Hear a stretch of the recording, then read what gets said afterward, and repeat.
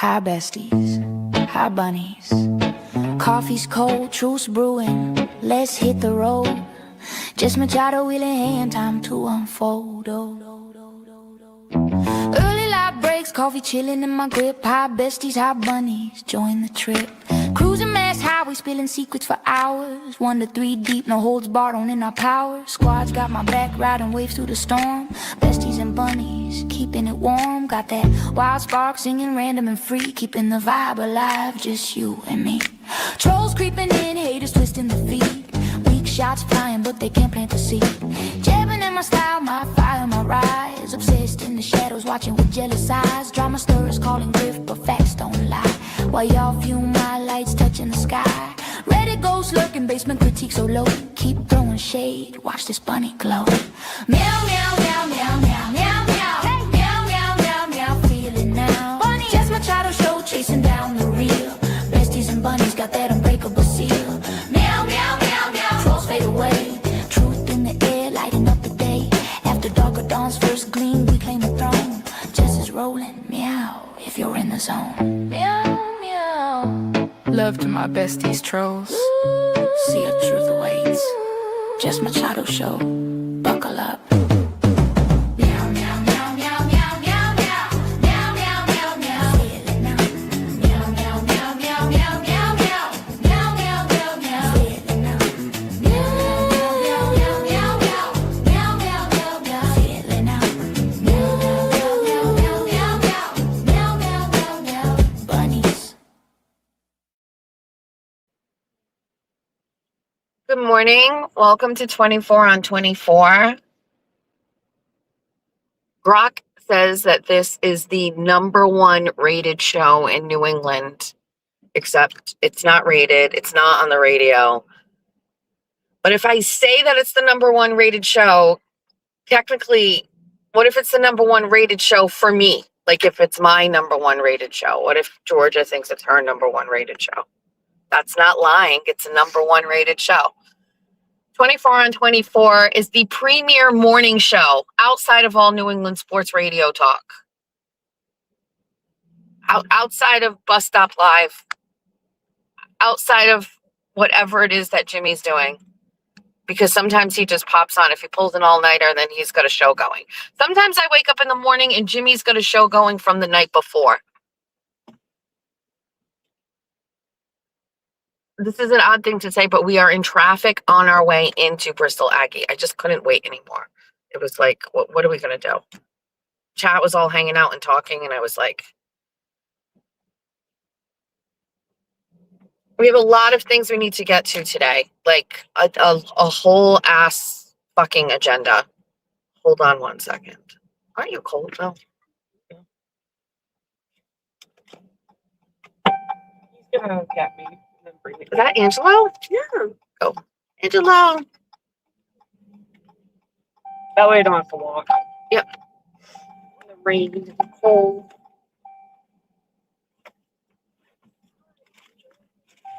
Wow, hello. Good evening. Not pull up on the side. Oh, God. Why not? No, because that way you can get in. Thanks. Bye. You're welcome. Love you.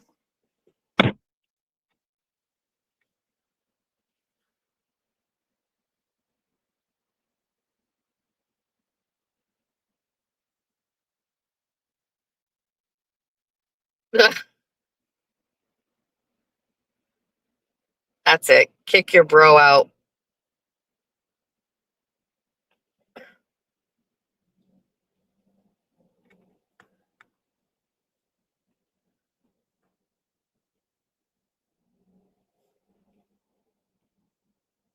All right. Good morning. It's the #1 rated show for normal moms. That's right. You put that blinker on, Angelo. You drive yourself carefully. All right, this is intense. I don't even understand like why there are so many vehicles here right now. Get me out of this area. All right.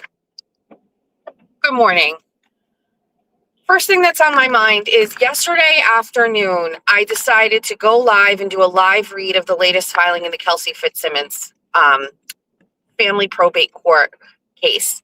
And I didn't even think twice of it. I got tagged in a post by Kyle Sharkey. If you don't follow him, you should, because court documents miraculously appear there. And it's turned out to be my go-to for court documents outside of Tina, who I used to get my court documents from before everybody else. So whatever.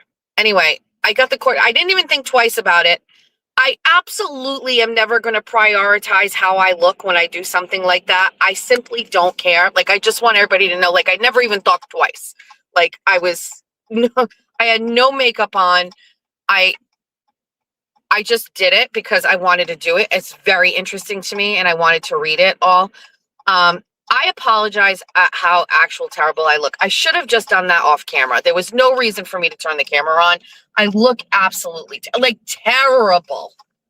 Also, like, for some reason, the lighting is so bizarre that I look like I have like these brown blotches on my face. Like, sorry in advance. Like, if you haven't seen it, whatever. The point was we needed to discuss and go over the documents. Like, we accomplished that, but holy moly, Jessica, like, either put on a face or shut the camera off. There's no reason for that.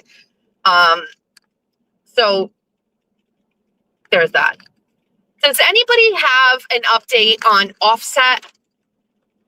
Because Offset got shot last night at like the Seminole Hard Rock Casino in Florida. And while this is not something that I would generally care much about, right? The problem here is there's 3 members of Migos. One already got killed, right? Did he get killed? And now another one got shot. But that led me down a rabbit hole, okay? Yesterday, late last night, I'm on my phone. I'll tell you exactly what happened. I was on my phone and I went to go check out Dave Portnoy's ex account because his fucking Michigan beat UConn last night. And I went to just go see because at a certain point, UConn was closing the gap. And I knew he had Mutt with him, who the whole thing, whatever. I went over there to go and look at it. And when I went on X, popped up that Offset got shot, right? And I was like, shit, Offset got shot. Oh, Takeoff was murdered, right? So Takeoff was murdered.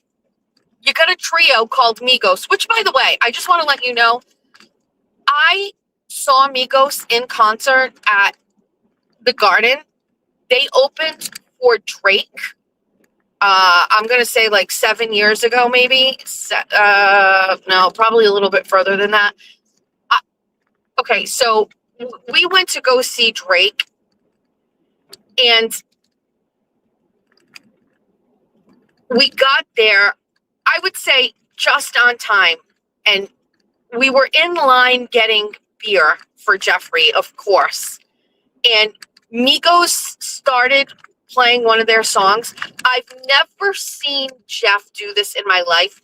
He ran from the outside area to the seating area to hear and see Migos. He fucking loves them. And that was, by the way, it's one of the top 5 best concerts I've ever been to, because number 1, I knew every song, but 2, it was so fucking hype. It was so hype. Every minute of it was like what I'll assume is how crack cocaine feels. Or is that the one you inject into your veins? You know, I don't know all of the drug styles. Which one of the drugs do you inject into your veins? Whatever one of those is, that's what I thought that concert was like, or probably would be like.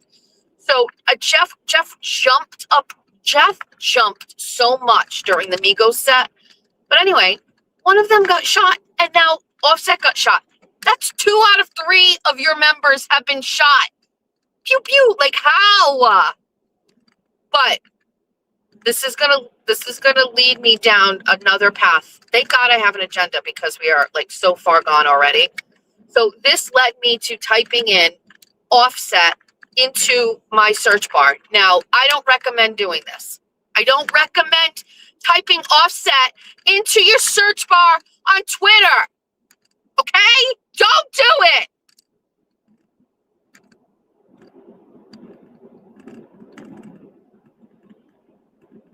This led to multiple sex videos of Offset and Cardi B that I did not ask for.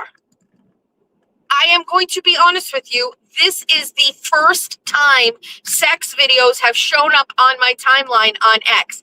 I'm confused about this. They just show sex videos on X? Is this a new thing? Like, I know Elon is kind of like a pig because he posts like AI, like girls, like the anime girlies, and you can tell he's like into that kind of shit, right? But like, you can see sex videos on X. There's no disclaimer. Like, it just shows up. What the fuck? So I'm sorry, but this is the first time that has happened. My algorithm and timeline on X is pure. It is virginal. It doesn't even include, I don't follow a lot of people. I have like 45,000 followers, but I only follow 1,000, right? And I'm not saying that to be a certain way. I don't like to fuck up my algorithm. I only like to see certain things because I don't spend a lot of time scrolling on there. So, but fuck me, you can see porn videos, but I'm scrolling through. All I want to do is see if there is video of this fucking rapper getting shot, because I don't know why, but I wanted to see. It's 2026. There's got to be some video of it. Sure enough, there is video of him or somebody lying on the ground. I don't know who it is. But like, as I'm scrolling through, there is a fucking video of Cardi B's fucking ass, and it is Offset's dick. And I'm like, I can't believe I just saw that. It's definitely her, because you know she's got those fucking weird ass tattoos. But anyway, there's that.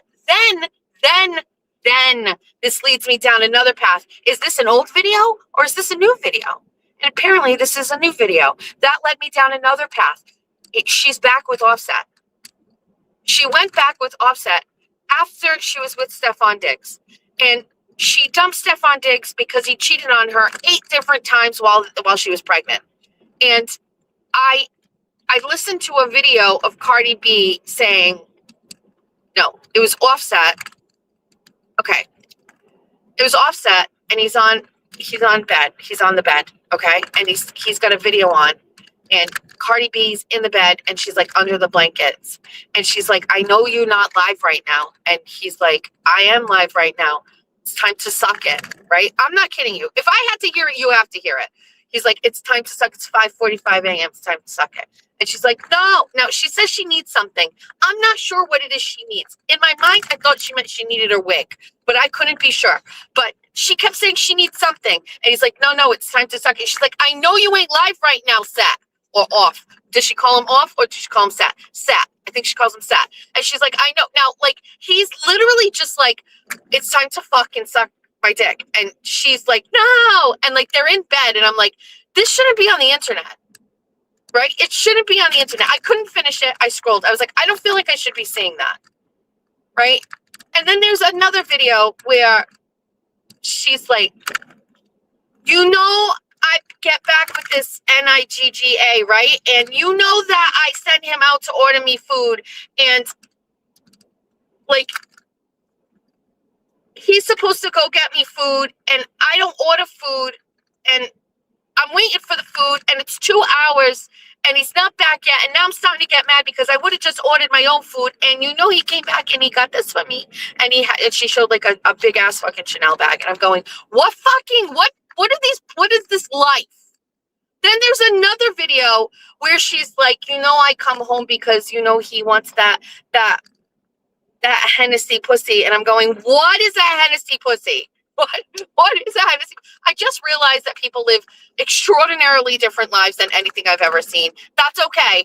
But anyway, this is what happens when all I wanted to do was find out if it was true that Offset got shot. Now, rappers getting shot, I'm assuming is good for the rap world. It's good for the industry, right? But my man Drake there was some shit going on with him. They shot one of his like bodyguards in front of his house, and that fucking guy hasn't been seen at all. He doesn't leave his fucking house anymore because he doesn't want to fucking die. So I don't love that because I like Drake. And Drake over that other guy. What's that other guy? Shit. You know, the one that did the Super Bowl. Him. Drake over him any day. My kids take the Super Bowl guy over Drake. They don't like Drake. They say Drake is like weak energy. Not me.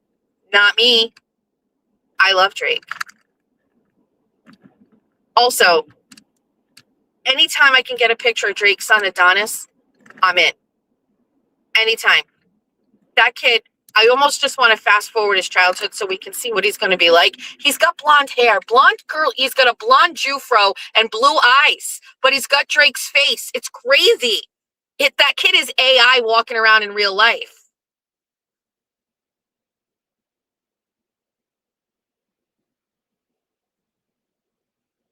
What? Kendrick. Oh, there's one song I like by Kendrick. King Kunta. That fucking song slaps.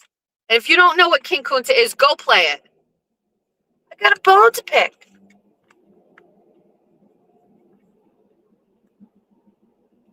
He's mad, but he ain't stressing. One question. All right.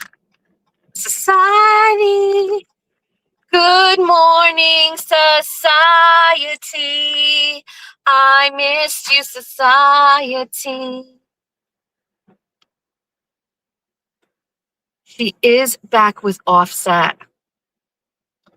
She is back with Offset. Society, what can I get for you? Hi, can I do a large iced white chocolate pistachio made with whole milk? With whole milk? Yes, please. That's it. Thank you. $7.49 a quart. Thank you. It's yeah, just I want to see like what is he raising Adonis to be a rapper? Like is he raising him to be a rapper? I'm always very reflective of the music industry. I really care about the music industry because, and I am sure my grandmother was like, oh, the music of the 20s was so great. And then my mother was like, the music of the 60s was so great. And like, I'm like, the music of the 80s and 90s was so great. And then my kids will go, I get it. It's a cycle. But to me, it feels, I don't know. Anyway.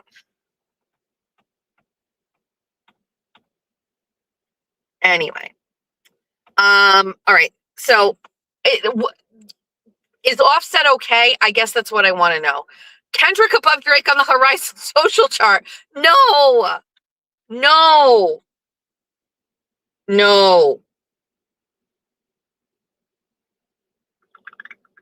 Hold on one second. I got to look at something. I got some tea.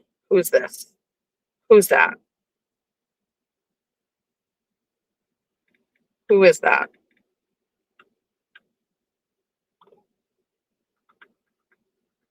Who's that a picture of? I don't know who that is. Somebody sends me a picture of somebody standing on the street corner. I need to know. You got to give me more context. Oh, I know who it is. Are you on the clock right now, sir, when you're doing that? Anyway, all right. Meow, meow, meow, meow, meow, meow. Offset's going to be okay. Thank you. See me yummy. Thank you. I'm going to need you to elaborate more on your name. What does see me yummy mean? Publius Rising says Drake needs to take his poser self back to Degrassi. You son of a bitch. Sexy Red? No, I know who that is. No, I don't like her. She's trashy. No.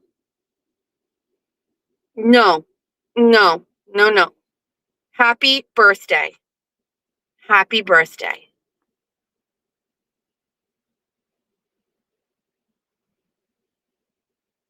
The chat said he was fine like an hour ago. I can't see anything. In the most Jessica thing in the world, yesterday, I am sitting on the couch getting ready to watch UConn, and my mother comes rushing into the living room. If you do not have a person like over the age of 70 in your life, you're missing out on relentless comedy. Trust me on this. My mother runs into the room and she goes, Jessica, like this could be anything. Like somebody in the family could be dead, or like she saw a commercial she likes. She goes, did you see what's going all over the internet? What exactly? That's very vague. I literally am on the internet for a living. She said, it is all over. Did you see what parents are doing with their kids? And they're calling they're calling for Jessica. And I went, yes, Mom, I did see it. And she goes, isn't that the funniest thing? And I said, no, it makes sense. If you don't know, there is a viral trend going on the internet right now. The people on the internet, Mima is aware of it. If you have a toddler that is crying, the child stops crying when you go, Jessica, come here, Jessica. The child stops crying and they will say, do you want to see Jessica? And the child will stop crying and they'll say, yeah. It is this crazy ass fucking fad. And number one, obviously I'm here for it, right? I love my name. I love my name. And now it's kind of like in all these videos. But I wonder if when a parent says, Jessica, is it the children stop crying because it sounds like an angel's name? Is it like an angel? What makes it so special? To which my husband was like, what is this thing? And I said, yeah. And I told him and I played a video and he's like, you know what? He's like, that is just the most Jessica thing ever. And I was like, I agree. Everything is about me. All of the attention is always on me. I'm not going to shy away from it anymore. I'm not going to be like a shy baby. I'm into it. Everything is about me 24/7 all the time. I don't emulate Turtle Boy in any way, shape, or form. He is a peer of mine, and I definitely have picked up cues and things about how he does what he does because those are things that I've learned work. But one of the things that I haven't adopted is his overall, like, delusional stance about how and who he is and how important he is, because no real person is ever really like that, right? But listen, just hear me out on this. I'm saying this like in the nicest way, like shut up. Like I'm going all in. When people say like Jessica wants to be the next Turtle Boy, why can't I be? Why can't I be the female Turtle Boy? Why not go all in on this? Why not? Why, Jessica? Why have you stopped? Like, why do you not go in on this? What keeps you back? Well, let me answer that question for you. I don't want to go to jail. But a quick little stint in the Ash Street jail in New Bedford might do wonders for the views. I don't want to go to jail. I can't. Are you kidding me? I'll just walk around and be like, I have lupus. Oh my God, I need to lay on something better. I have lupus. Do you have pillows? Do you have 5 pillows? I have lupus. I would just be such a fucking pussy in jail. But I'm in now. I am going all in on this whole thing. I'm gonna be the female Turtle Boy. Let's go. Who cares? Why have everybody convinced me that it's a bad thing?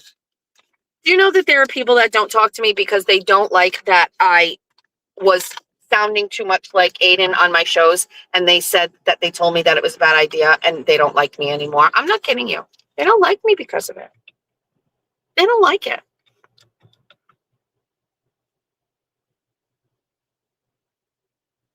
What's going on here? Oh, good morning. Yes. Would you like a shot? I would like a shot today. Okay, Thank you. and the lady in front of you paid, so do you want to pay for the 192? Sure will. Yes. Is that enough to pay for it? Should be, yes. Okay. Just got a cookie. Okay. Lady in front of me paid for me, and so I'm paying for the lady. I can't be turtle girl. It's just funny. And that was there before. Oh, this is warm. I don't know what's going on with this. Hold on a second. Off your chain. Thanks so much. Have a nice day. Same to you. Thank you. That doesn't taste good. That's kind of warm. Like, hold on a second. Like, did it even like melt some of the ice? Like, I get it.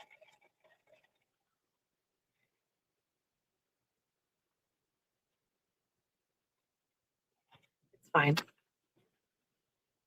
Oh, I just lost my momentum. Anyway, that's my take on it. I'm just gonna do it. You can't stop me. All right.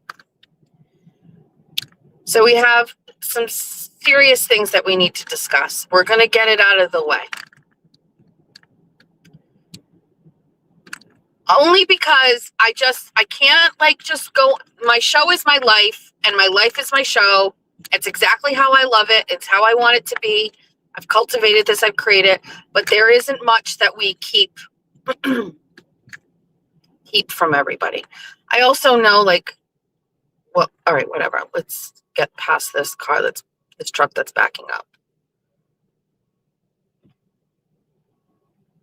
You're welcome. This is, Polar Soda.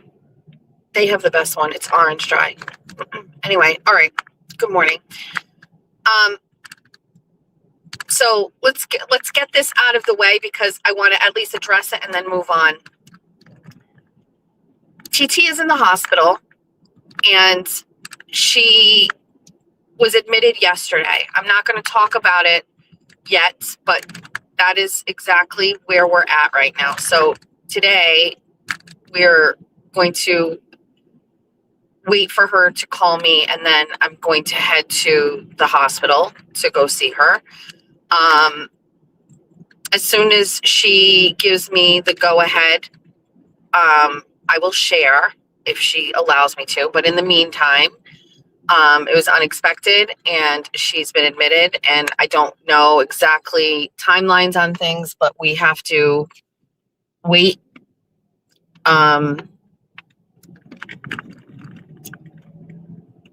For some stuff. So I know how much everybody loves TT and we're just going to try to manifest like good energy, right? So it's has nothing to do with the Ozempic. She doesn't have a cold or anything like that. And it's pretty serious. And so we're going to acknowledge that that's what's happening because it's what's going on. It's the primary thing that's going on in life right now. We're doing our show. We're just talking. We're sharing this and then that's it. And then we'll call her and we'll see what's going on and we'll see what's next. I cannot break TT out of the hospital and take her to the Cino.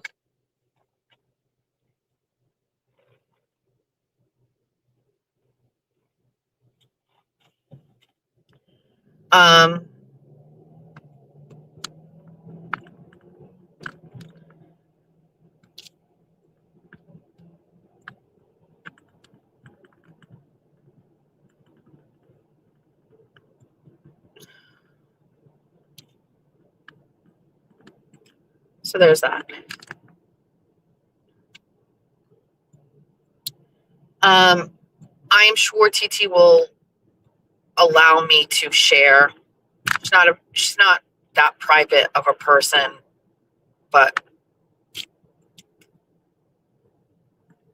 we'll we'll get to that. But at a minimum, I'm just letting you know. So things are going to be a little fluid. I'm not really sure. Like, today, right now, this made sense. Like, do my show and whatever. And that's that. So I'll fill you in when I can. Let's just put that aside for now.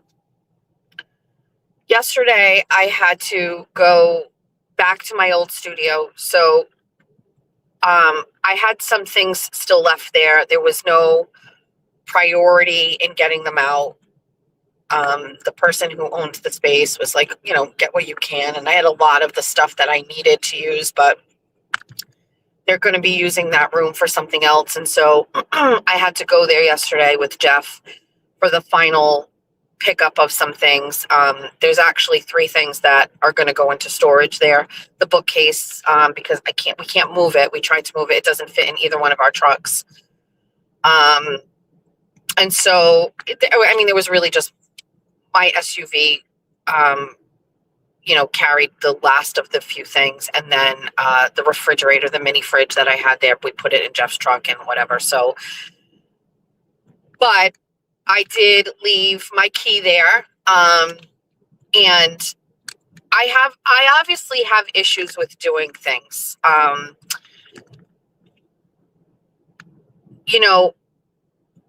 I'm a procrastinator by trade, but I'm always very fast. There's no rhyme or reason to when I actually find something motivates me. I can't figure out why I have mental blocks on certain things. And obviously, when was my last show at the studio? October, November? I don't even remember. It was a long time. There's plenty of time where I could have gone and done this, but I just didn't want to go.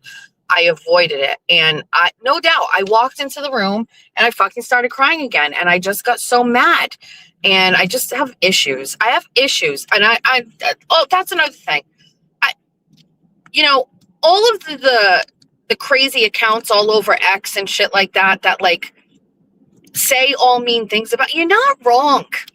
You're just not wrong. Like, you're not wrong about all of the things that I am. Like, I have issues.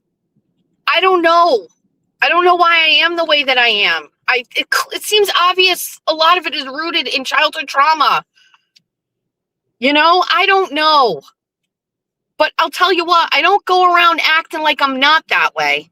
I go around pretty much very self-deprecating. I'm good at this. I'm good at this shit. But, like, man, I'm not good at a lot of stuff. I fuck up all the time. I could have been back at that studio for forever ago. And I avoided it like the plague. I walked in, I got upset. I started crying. Then I got fucking mad. Then I was like fucking Kayla Churchill. And then I was like, fuck these people. And then I was like, but I can't let them have that kind of control over me. Like, the fucking way my brain flip-flops back and forth over shit, I don't even understand. Anyway, I went there and I knew that the rest of everything I had was out, right? Which reminds me, I got to text the other Jeff and I got to tell him, like, those items he can store.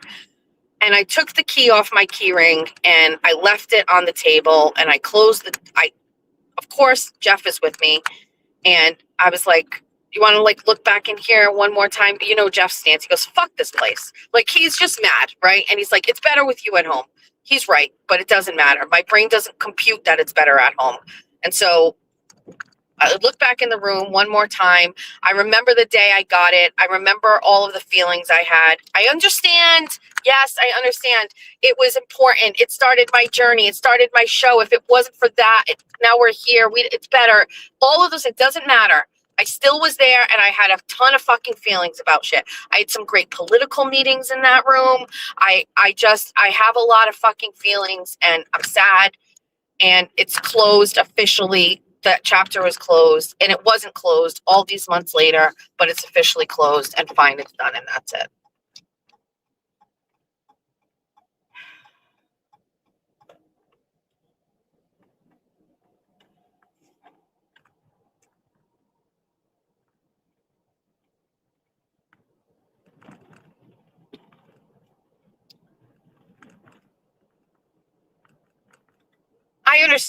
I understand. Go ahead. Come ahead. Go ahead. I'm feeling generous. Just go ahead. Come out of your pocket spot.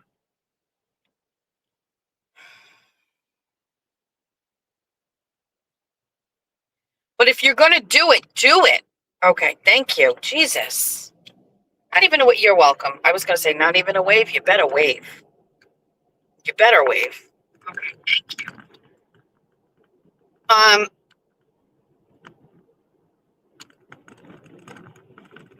Hold on just 1 second.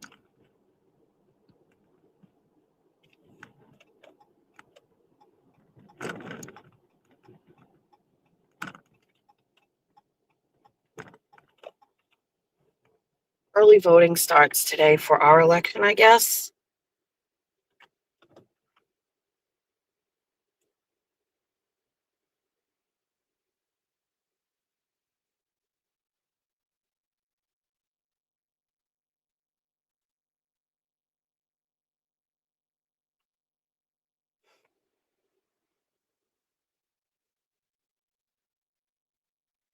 I'm not dealing with crazy fucking weird people, just so people know. I'm not dealing with people right now. All right. We have to. So anyway, I just saw somebody say something about a salon or something like that. This is not the first time I've closed a quote unquote physical brick and mortar business. I had a business years ago that I closed that wasn't successful. That was hard. I completely drove around it for like a year. I wouldn't even drive past it. Now I live around the corner from it. So there was that. My restaurant that I had with Ron, Sweets Cafe, I loved it so much. That one was a peculiar one. That one, I drove by and sat out front and watched it for a long time when other people owned it. It's very weird.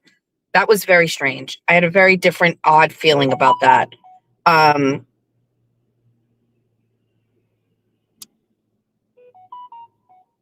my God. So, a couple of things. I'm going to pull up my agenda because we have to stay a little bit on track and we have to wait for TT to call me. Okay.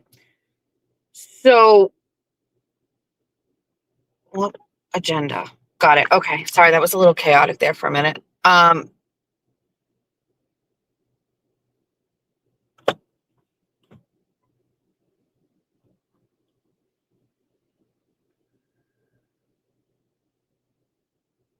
Cat update. I have no cat update. I have not called. Today would be the day where I would call. She never called me. She never emailed me.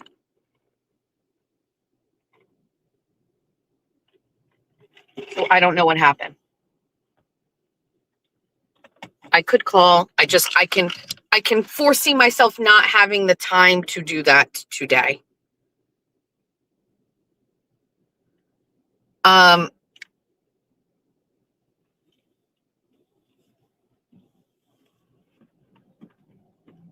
So we are okay. So let's talk about I need to get this particular thing out of the way. So as I told you, I was going to do a 3-day or 3-night class about YouTube and StreamYard, and I had a crazy response to that. I had like 98 people. So I put out a statement and I was like, listen, I'm going to do these more, whatever. You send me a message. I'm going to break this up into a bunch of different sessions, right? So there's that. And then I got even more messages. And then I got people that were messaging me like negotiating and saying, can I please be in this class? And I don't even know how I could choose because some people like really made a case. So I've thought about it and I think like this is going to be the best way to handle this. I know this sounds crazy. Everybody who signed up, we're going to do one class to start and it's going to be StreamYard. This seems to be the number one thing that people do not know anything about. Some of the people already have YouTube channels. Some of those people understand a little bit about YouTube, but it seems to me for the most part, almost everybody has absolutely no idea how StreamYard works. And so I'm going to be hosting a seminar, so to speak, on StreamYard and just explaining StreamYard. And what about, now I understand there's other platforms. Don't come to me about that. Don't say, well, there's other things. No, we use StreamYard. It's what I know. It's what I love. It's a big question mark for a lot of people, because I get it. You never see the back end of StreamYard unless you've been a guest on a show. You don't know what StreamYard is actually like or how it works. So we're going to do for everybody. Everybody can join. Everybody will do StreamYard. And I'm going to teach you all how to use StreamYard. And then the next time we do it will be about YouTube. And we'll do the exact same thing.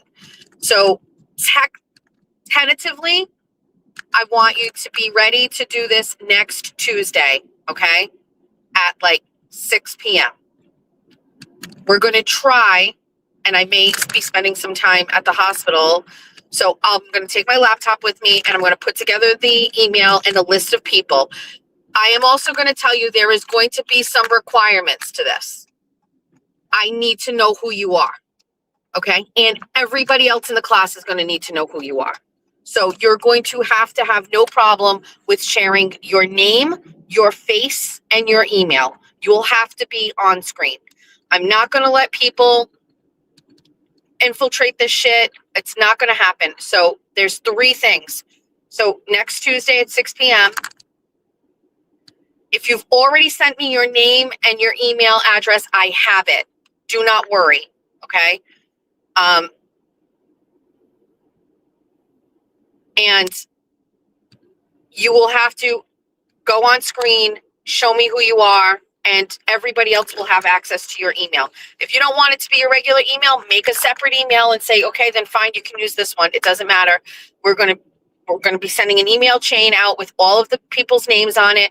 This is important for networking later on, okay? So just keep that in mind. This isn't like an isolated thing. The goal here is that we're bringing a bunch of people together who want to start content, and you're all going to network with each other and me, but you can't be, I don't care. You have to be online. Listen, if you don't, it's not my problem, because the goal of me teaching you about StreamYard is so that you can do a live stream. People are going to need to know who you are to do a live stream. So I'm going to tell you something right now, and it's not to you, Dizzy, or whatever. You think I don't know that I don't have people that text me under fake numbers and they say the same thing, oh, I don't want anybody to know. And you don't think that I don't know that those people are actually people that don't like me? Like, I understand you guys know me as like being like soft, but like I didn't get anywhere where I am because I'm like a dumb bitch, okay? So this is 100% specifically at anybody. If you can't show your face, if you can't show your name, and if you can't share your email, move the fuck on. This isn't for you. Don't come and use my shit and then go under some sort of cloud of anonymity. No way. I don't fucking, then go figure it out on your own.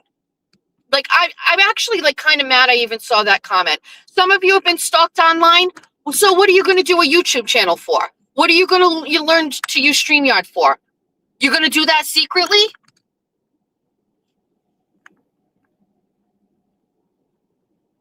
Why is that bothering me? Like, you've been stalked online? You're talking to the queen of having their lives fucking destroyed. And this is also going to be a new thing moving forward. If you're in my text messages and you're acting like you're someone else, or you have a burner number or your protection, you want to talk to me, you're going to have to show me who you are. I got like 6 people in my chat who I don't know who the fuck you are. And I know at this point, I know I don't react and I'll act a certain way. But like, you think I don't know when you're like the first one to send me this, be like, oh my God, have you seen this? Yeah, I'm like, yeah, bitch, I know.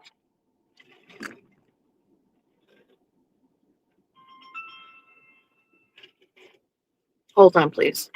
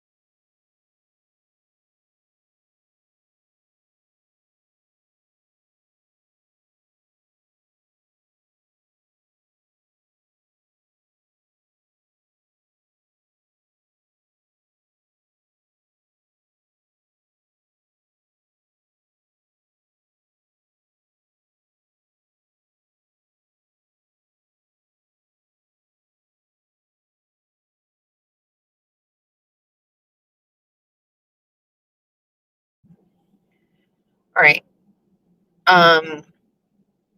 Jack had an issue with his car.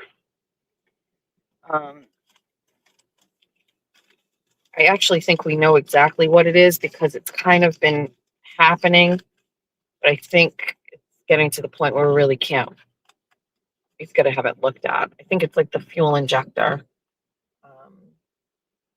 So anyway, I'm behind a school bus and it has been stopping every 50 feet. So no complaints, but just letting you know. All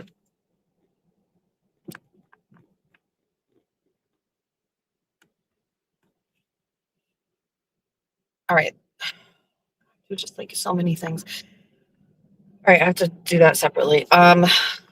So yeah, I'm sorry, like I'm being a little bitch about the whole thing, but like you're not coming on. I'm not hosting you anonymously. So I'm just letting you know. And I know the majority of the people are going to be very happy with that. If you want to get upset or angry with me that I'm putting boundaries on this, that's fine. Take it somewhere else. It's nothing I can do.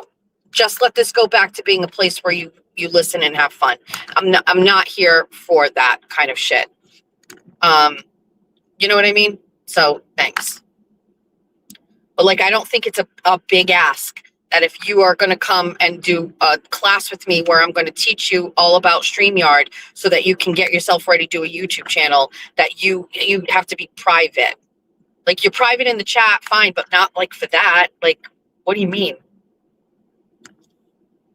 Like, I actually don't even see this any other way. And I can't really see the chat, but like, without looking at anybody else, I cannot see this any other way. Like, I don't know what you want from me. It's free. Like, do what I say. Like, I mean that in the nicest way, but like, I don't know. It's like, are there people in the chat that are like advocating for people to be able to do this and be anonymous? Like, I only saw that one comment, so I'm not really sure, but like, are people leaning that way?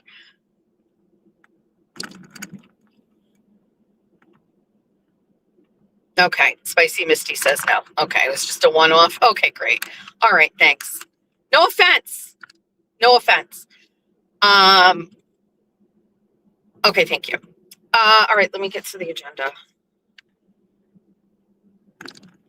Now I gotta worry about Sweetles. The problem is getting his car in to get looked at means he doesn't have a car and he commutes to school. And so he needs the car. And there's just a lot of things going. If I sound a little just weird right now, there's a lot of things. Like, for example, like my mother today is going with Aiden, Julia's fiance's grandmother, to Boston. She has cancer. She just recently found out she has cancer. And so bladder cancer. I'm not sure. But she has to go to Boston for a consultation today. My mother is going with her. My mother's probably already gone. Now Jack's at school, but Jack has an issue with his car. So let's put that aside. TT's in the hospital, so we got to put that aside. Look at this guy flying around the corner. Holy shit. Are you drunk? Fuck you.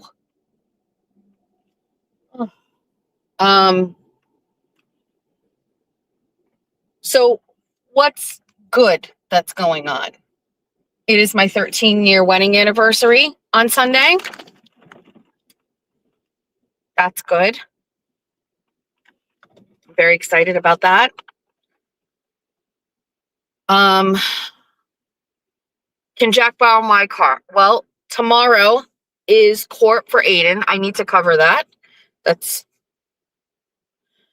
when I make a decision about what I cover and how I cover it, I make a determination of it if it is something of public interest that other people aren't covering. For example, I was informed last night that the North Andover town or selectmen meeting was going to have something happening, right? I was dealing with the TT situation. Now that sounded to me like something that people would be interested in, but I jumped online just to check if somebody else was covering it. Mazza was covering it. I was like, okay, I'm not going to do this.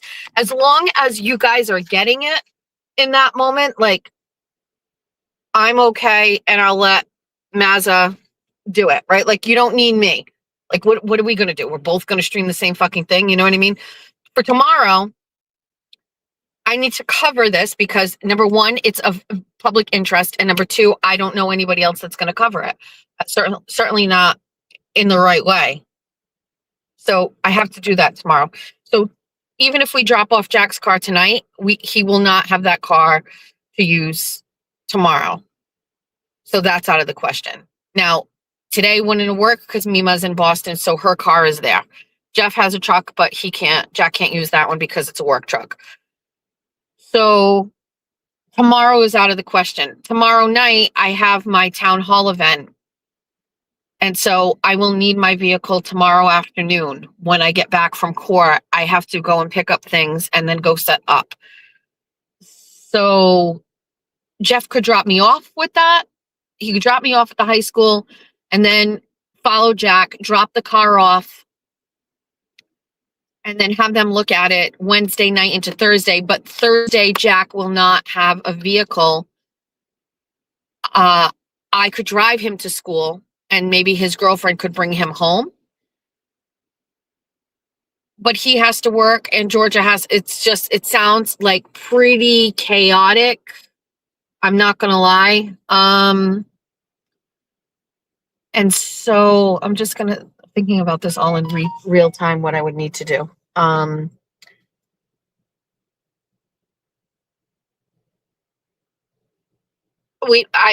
think maybe we might have to rent a car. Like, what was the company that I used again? We could do that. See if they do it here. What else also was going on? There was something else that was going on that I had to say. Taro, that's it. So I don't know. I have to call. When I'm done with you guys, I got to talk to Jeff. Meowser's still here, but I think he's getting ready to leave. The dogs are outside, so that's usually a good indicator. Today's what? Today's Tuesday. Jeff may be out of the house today.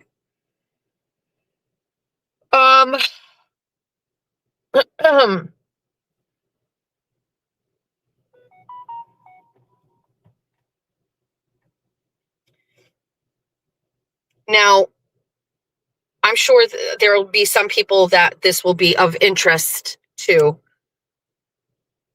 but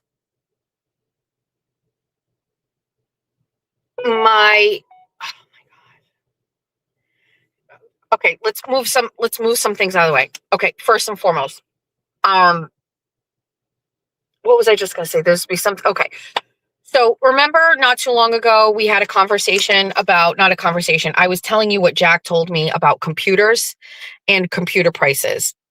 So Jack was telling me, and I'm sure I will not be able to properly explain this, but RAM and memory and things and computers, like, there is a shortage of that right now because companies are using, is it RAM for AI? Does this make sense? Like, companies will manufacture storage for computers at like a rate that is conducive to the purchase of computers, whether for personal use or professional use, right?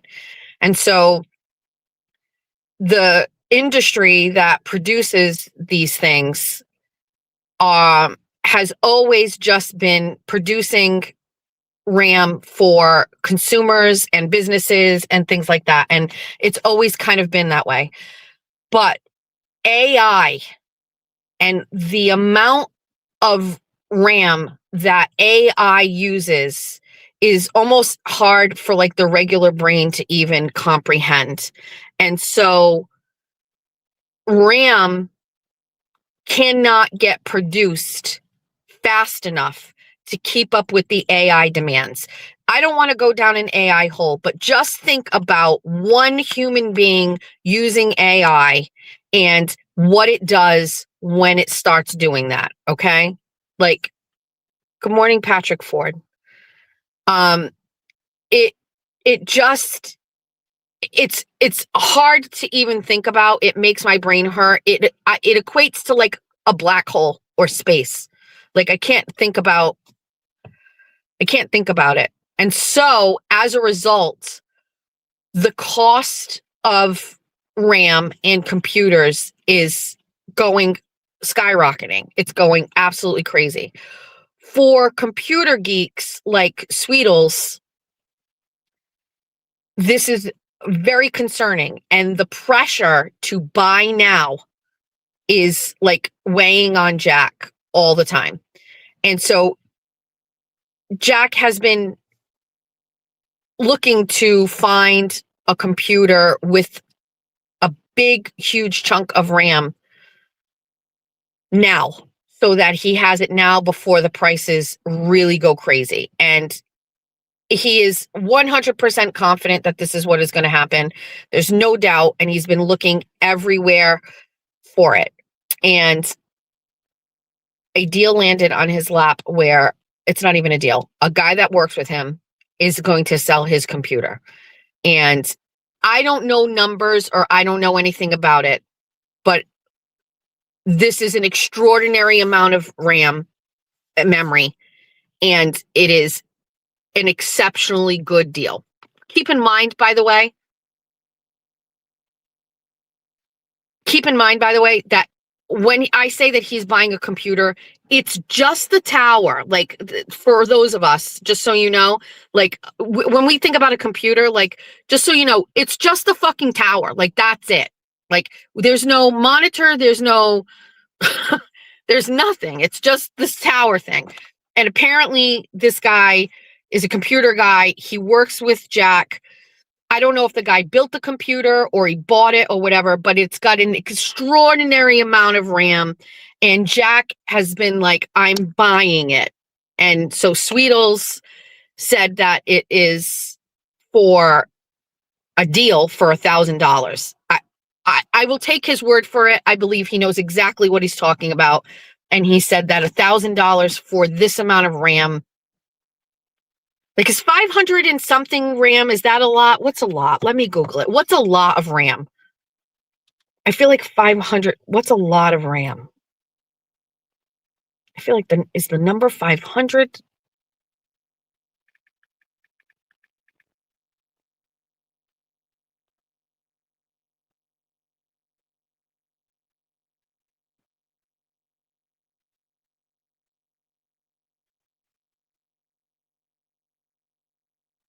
Well, 500 can't be right. 64 is a lot. So maybe I'm thinking 50 something. 50 RAM. Does that sound right? Maybe it's in the, I thought there was a 5 in there. 50 would seem right. Suitable for light office work is 8 gigabytes. 16 gigabytes is ideal for modern gaming, office multitasking, light content creation. 32 advanced, recommended for professional video editing, 3D modeling, heavy virtualization, or future-proof editing. I believe the gaming computer that we bought him is 32. So maybe it's 64. I don't know. It's got a lot. This is what he wants to do. So basically, Sweetles wants to get this laptop.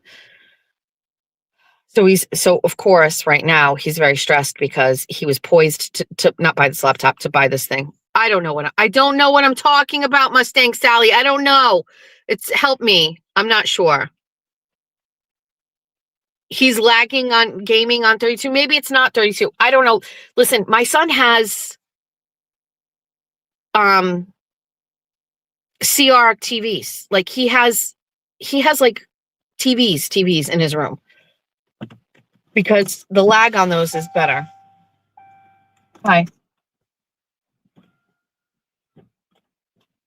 I'm waiting to hear from my sister.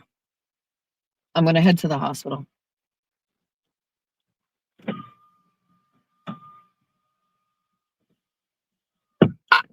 I don't know what the RAM stuff is, please. It's just beyond my skill set.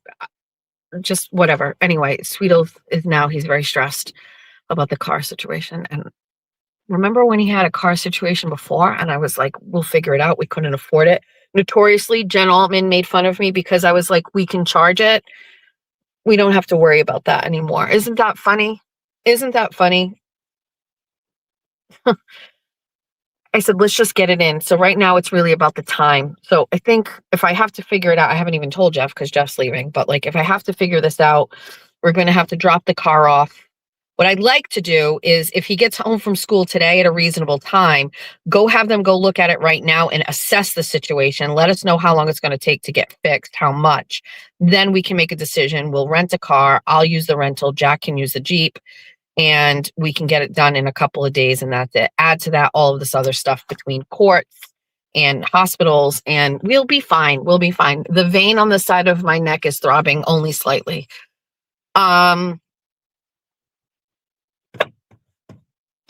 There's that.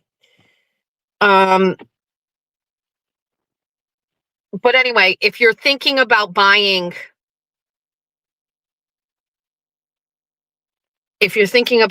a computer, don't wait, according to Sweetles. Hold on, let me just send a voice memo. Hi, I'm doing my live.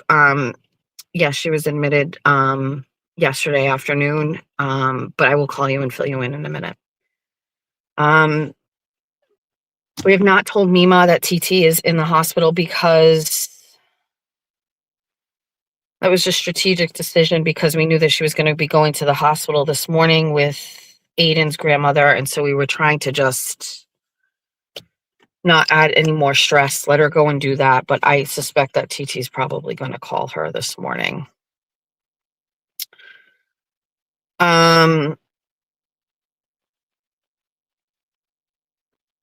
It's not fear mongering about Ram. It's serious.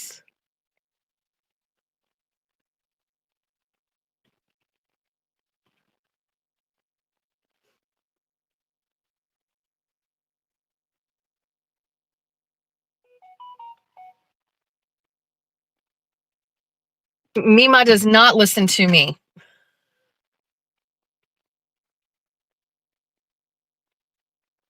Mima does not listen.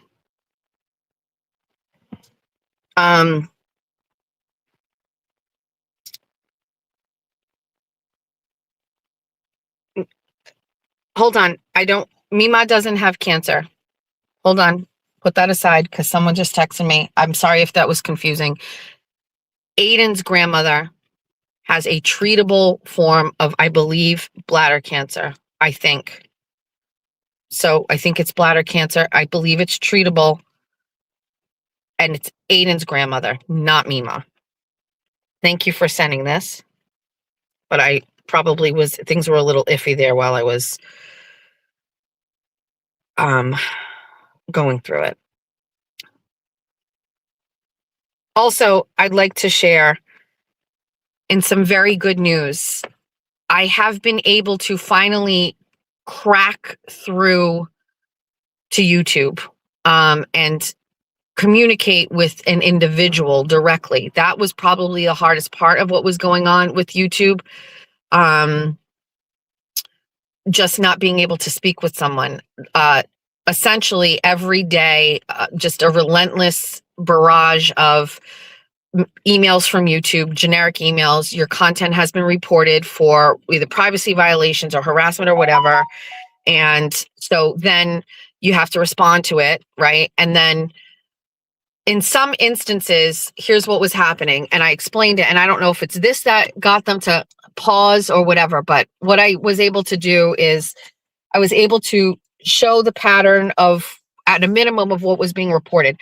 But I explained yesterday to them, and this is what got a response. I don't know if this is what got the response, but it got the response. I said, listen, you're sending me these complaints. I can't even download the video in question so that I can maybe crop out like the picture in question fast enough. Like I can't get it fast enough. I can't turn it around fast enough. Like I just can't. It's going too fast. It's a lot, like, or whatever. And so I finally got a person. And so the communication has been great. And they're asking for me to send them some stuff. And I'm feeling optimistic. optimistic about those things. But that has also been a tremendous amount of stress. You know, a lot of people would say, like, don't talk about the money stuff. I try to pull back on that. I don't know if you've noticed. I'm sure you have. I don't talk too much about the money situation. But it's also not fair to not talk about the reality of when the money isn't the same. Like, for example, the week I went on vacation was a terrible week. It was essentially like taking an unpaid vacation week, right? And, you know, it's very hard to like, just like recover from that. Like, not recover from it. It's just it's a week without. But then when you come back and then it's these constant YouTube complaints, and I'm not so much concerned about the removal of the videos, but I'm sure many of you know Purple Kool-Aid Drinker's channel has been completely eradicated, and he's in an appeal process, which I'm hoping that he gets it back up and running. But my biggest concern was that if that would happen. And so we talked about it earlier in the week. We talked about getting Rumble. I am on Rumble. Jess Machado Show is on Rumble. I got that up and running, and got that account going, which is a backup. But there's a couple of other things that I've done that I needed to, that I'll tell you later, but that things that needed to be done to kind of like prepare for like what seems to be like a very concerted effort from people to like dismantle my work. I am confident that what I have going and what I have, it's nothing really extraordinary, but I'm thinking that it's going to be fine. But like, you know, I guess the only thing I can say, like I said last night, somebody posted, I don't know who it was. It was the Sanchez account. I don't know who's behind it. I don't even really know. But I was just like, listen, here's where we're at. Whether it's my body, my weight, my FUPA, my repo, my not going to the post office, my grifting, my husband, my kids, my lack of journalism, my fake journalism, whether it's my teeth, whether it's my background, whether it's my poor lighting on my thing, whether it's I don't have a good credit score, whether it's whatever it is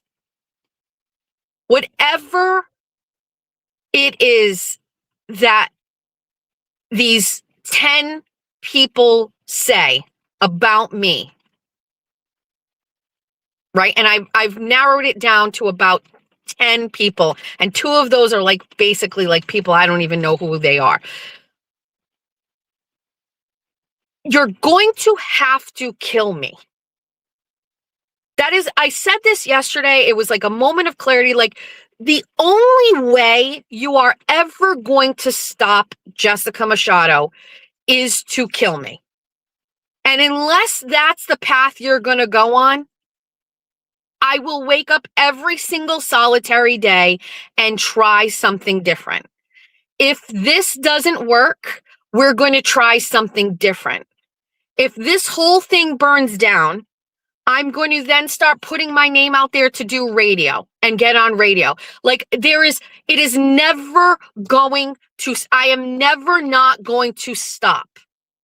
Okay? Like, just so you know, like there is what over the past 10 years in this industry has ever showed you that I will just stop. Like, I wake up and I go, okay, this is what I want to do, and I'm going to continue to do it, and that's fucking it. Like, you don't get to control that. So what do you want to do? Do you want to take me out? Do you want to have me killed? Do you want to murder me? What do you want to do? Because, like, say you take down the YouTube channel.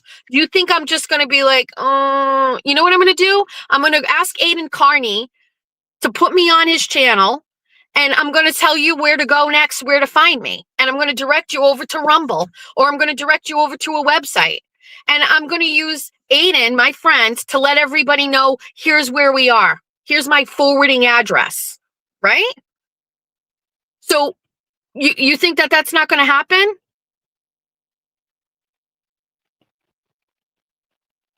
My channel has 10,000 subscribers. He's got 150, 160,000. So what, you think I'm not going to call in that favor to the bestie one day? And I'm going to be like, hey, dude, they took my channel down. Can you do me a favor? You think he won't say yes? I think he'll say yes. Right? You think that that's not going to end up being better for me? You think that people aren't going to like lose their fucking minds and be like, they fucking canceled her? Okay, let's go help. Like, what do you think? You think I'm just going to like shut this down one day and I'm just going to say, you know what? I don't want to talk anymore. Okay, good luck. I've been talking for 10 years. Every single solitary thing that has happened that seems extraordinary, that seems difficult, that, by the way, the average motherfucking person cannot overcome.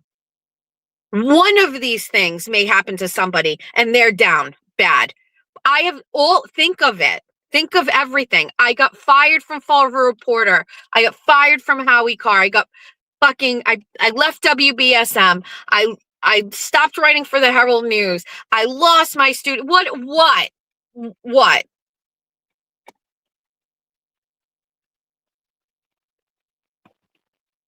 The problem is this. You would have to change my whole personality to get this to stop. You have to either have to kill me or you have to change my whole personality.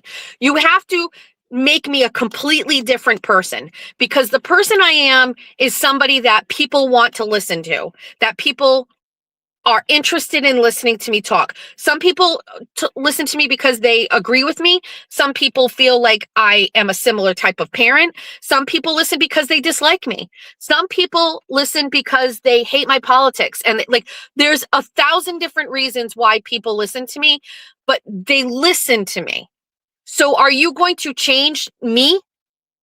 This is why the day the repo video was like teetering on coming out, I jumped ahead of that and was like, we're not going to lie about that. We're not going to hide that. We're not going to have shame. Let me tell you about how down bad I was and how hard it was for me and my family. And currently right now, this is also hard. I am dealing with a bunch of people who want me to fail. When Jennifer Altman says, I want you to never be able to pay for things for your children again, that is a type of adversity that most average people don't go through. What are you going to do?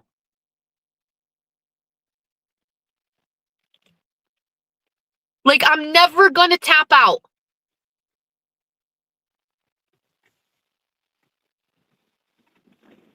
I'm never going to do that. So, you know, this side of me where I have to constantly fight and like do all this stuff. And also, by the way, it's not just fighting. It's giving my opinion on people who are in this arena. Like, my opinion about Jennifer Altman is my opinion. It just also happens to be an opinion that many, many people agree with. Hold on.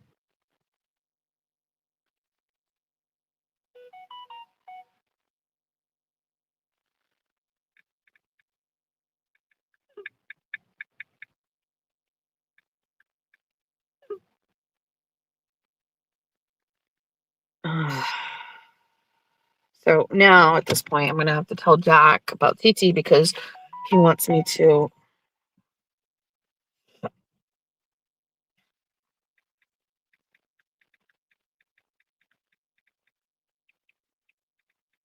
right. I'll just figure it out. You know what I mean? And nothing against anything, but like, nobody has had more canceling than Aiden Carney. And I've been watching that journey for a very long time. And no matter how hard it is, the demonetization, the jail, the court cases, all of those things, he just keeps going. He figures it out and he just keeps going. It doesn't sound to me like there was ever a question in his mind about stopping. Do you know what I mean? I also don't ever feel that way. I don't ever feel like I've got to stop. It's actually worse now. I've reached so many different people. Now it's just like there's more people that need to know about me. Like, I always feel like it's just about exposing people from outside of this area to what I talk about. And I'm sure those people will like me too. There's a demographic of people that are very interested in listening to a half confident, half self-deprecating 50-year-old woman with kids and menopause and politics and all of these things. Like, it's just right. So whatever. So what are you going to do? You know what I mean? Like, you're going to fucking come and like shoot me. Like, is that what's going to happen? Like, because this is going to be an exercise in futility. Like, you can do all of these things, but it is, I guarantee you, it is just going to make me bigger, more popular, make more money. Like, there's already a blueprint out there. There's a blueprint out there. It's Aiden Carney. That's what happens when you fucking try to keep people down and cancel them. That guy right there, as long as you wake up every day with the gumption and the notion that you're going to continue and that they're not going to beat you, you will parlay that into something else. And I also, like, I do appreciate what's going on right now about the attacks on my YouTube, because, by the way, it's usually every couple of hours I get a message from YouTube about content being reported. And it does definitely weigh on my mind. Like, it feels like a relentless nonstop attack. Like, is this going to be the one that sends my channel into oblivion, right? Like, so I have a lot of anxiety around it. Some of these are old. Once they're gone, I don't even know what was on them, right? Like, there's not enough time to get to them. So, like, it's a lot of anxiety. It's a lot of stress or whatever. And like, I'm just basically like sitting here and I'm going, okay, so this is going to happen. I have to figure it out. I have to adjust, and that's it. I had to prepare a little bit to adjust. I'll prepare, and that's it. I mean, I don't know. I've reflected a lot. I've gone back and watched, like, skimmed through. Like, a lot of my shows are not shit talking people. Like, a lot of my shows are not. Like, do I focus on people that are attacking me online? Yeah, I talk about Jen Altman when she's talking about me. Like, but you put that aside. Like, Bunny After Dark isn't that. Like, it's not like that. Like, I was thinking, like, I read a comment or something that Altman had written somewhere. Somebody sent it to me, so I don't know when it was posted or whatever, but she was like, you know, she's the biggest bully on the internet and she goes after people nonstop and this is what happens. But like, that's actually not even true. It's not even true. Like, Bunny After Dark is like fucking hysterical. Like, 24 on 24 is like so much more than that. It's just a small little part of it. Like, to say that I wake up every day and like my whole thing is to like shit all over people and make fun of people, it's not. That's just not what it's not. That's not even factual. It's not factual.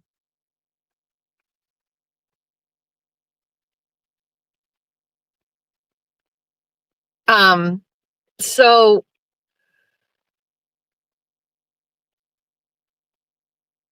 you know, Moon's Over My Hammy. I don't even know if it's public yet. Like, I had to make it. I did my account. I did all of the things, but like, maybe I have to actually publish it. It's Jess Machado show. That's it. Hold on. What does that say? On replay, but need to say, please, Jess, you are not, but you are ADHD. Sorry, in my opinion, I'm just someone who's finding out for themselves. I don't know if that's true. I'm not sure. Hold on.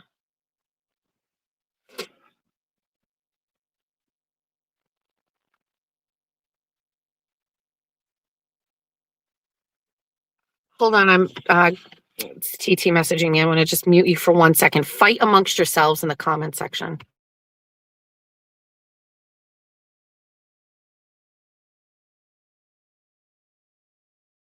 All right, scratch that. The nurse came in, so she can't talk right this second. All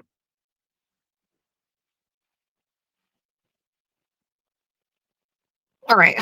You know what? We're sitting here in the car. We don't need to. Let's go into the house for a second.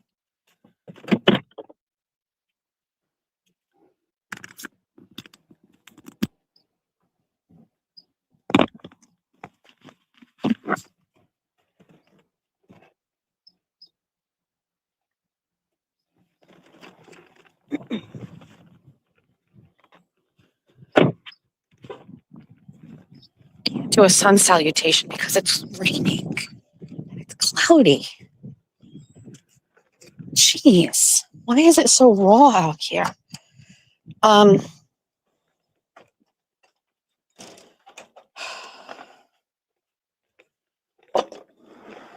legends. Hi.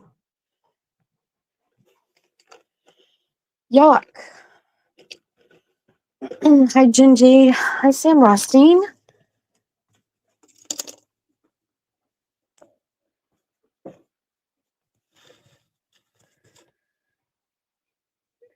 Look at Sam Rothstein.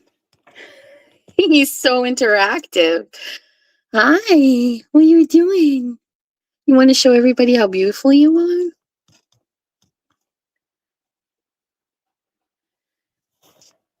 There. How about when we found you, you had no color. Your fins were all kind of stuck together. Now look at how majestic you are. You're so beautiful.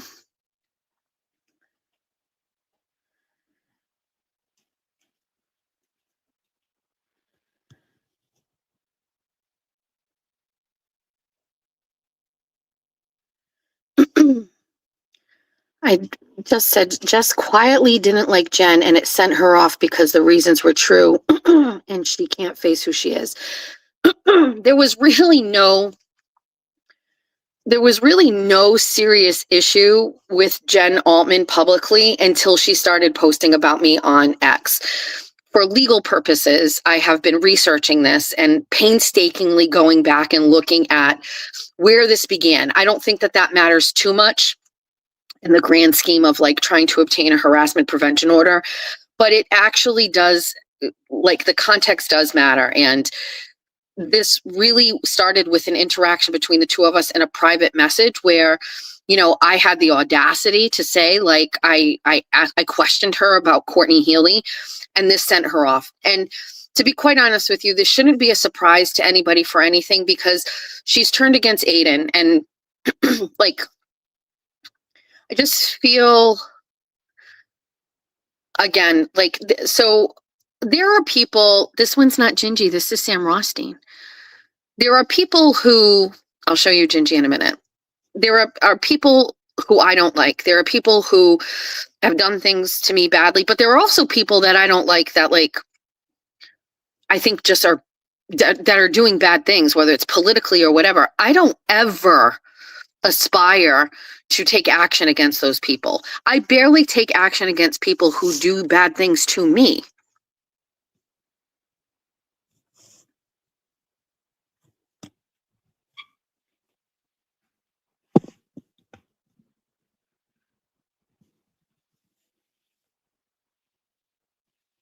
Gingy.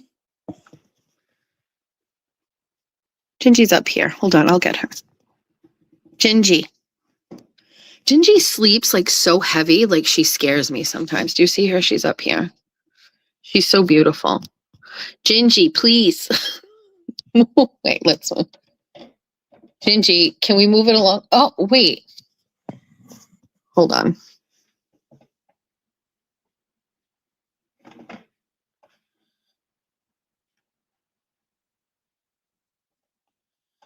All right, she's awake. Hello, Gingy. Gingy, you're so beautiful.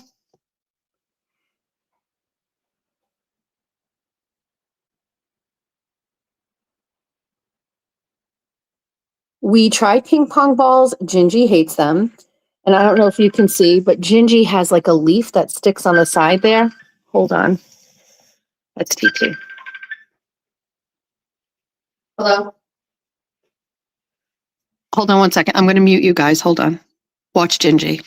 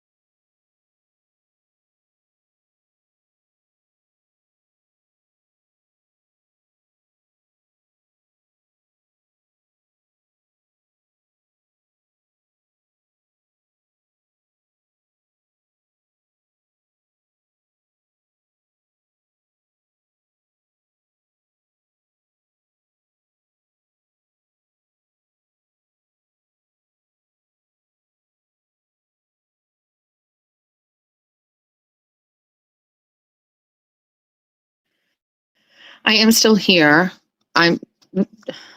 TT called me. I finished talking to TT. And Jack called me, and now I'm waiting for Jack to call me. All right, we'll just wait for him to call me back. All right. Where's Gingy? Anyway, oh, she's up in here. She likes being in there. Do you see she's in there? And then she has like that little hammock thing over here. And then Sam Rothstein, he literally sleeps inside there. He's so fun. Hello, Sam Rothstein.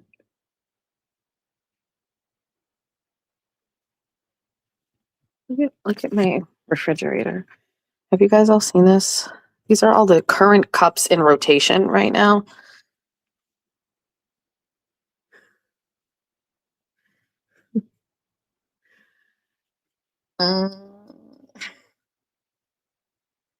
This is Marianne Haggerty. She's the supervising editor for Dateline that I met when I worked in Karen Reed. Look at, all right, look.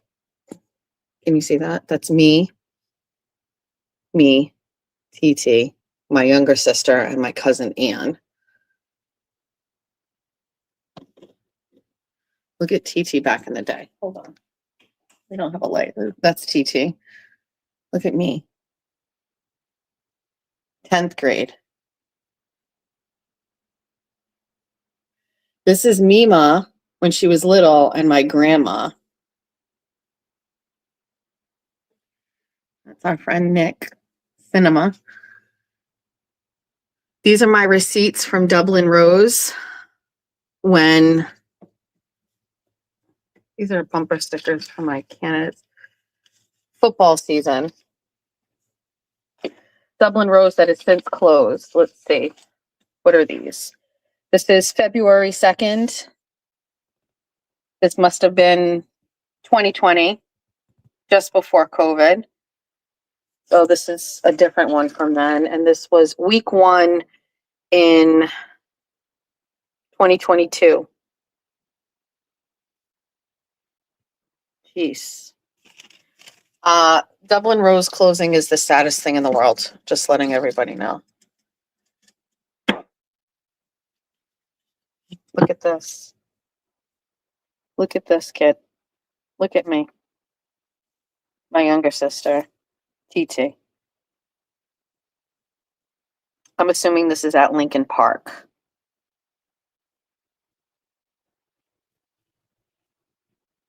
Julia and Aiden.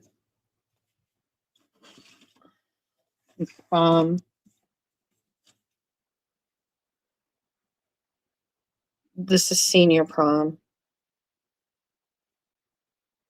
This is one of my favorite magnets. It's a bumblebee. It's from the Breakers. It's from the Newport Mansions gift shop, essentially. Oh, are you showing off? Look how beautiful you are. You're so pretty. Look at Sweetles. This is one of my favorite pictures of him in Georgia, but look at his hair when he was little. What a cutie. Look at Sweet Pea from when I went on vacations.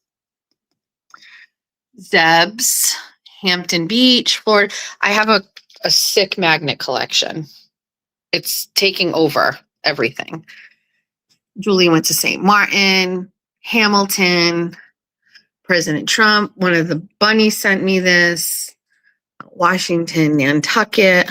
Julia went to Maui for her graduation from high school. Georgia, Pigeon Forge, Tennessee, Maine, Cape Cod, Buttonwood Park Zoo, Polly's Pancake Parlor. This is an old one from New Hampshire. Outer Banks, Aruba, Sweet Pea, Fort Lauderdale, Cape Cod, Boston Children's Museum. This is when my kids were tiny. We went. Vermont. Another time I went to Fort Lauderdale, New York. This is from one of my customers at Bank of America. Went to like Poland and Czechoslovakia. Who gets a magnet from New Jersey? Jersey Shore, Myrtle Beach, Pensacola, North Conway, Portsmouth, New Hampshire. 10,000 subscribers, bunnies. Man in the Mountain, Sweetles. Virginia is for Vers, because L and the O broke off. Delaware, Cape Cod, Black Dog, Outer Banks, Linwood Pizza, if you know, you know. North Carolina Aquariums, Wright Brothers Memorial, Zeb's, Bodie Island Lighthouse, that's in the Outer Banks. Las Vegas, New Hamp. Jeffrey got that one. Faneuil Hall, I got that when I met Senator John McCain when he was running for president. You know this story. If you remember, I did this for show and tell. Grandmas are great. This is a magnet that we got for my grandma when we were little from Franconia, New Hampshire, but we did a show called Grandmas Are Great when we were little. I went to the White House. You all know what that means. Look at Sweet Pea again. Miami Beach. Look at Georgia. Bristol Aggie. This is from Hawaii. This is from Destin, where we went to go see the turtles. OBX. Look at this cozy one from Maine. When Meowser and I went to Maine. Julia went to Jamaica.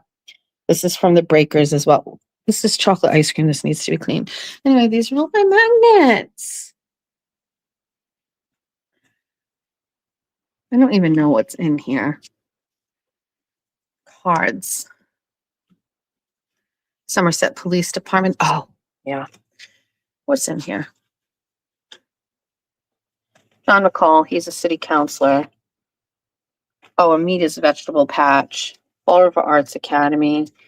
Key Crystals. Another police department. Oh, yeah. Anyway. There's Ballerina Farm in there.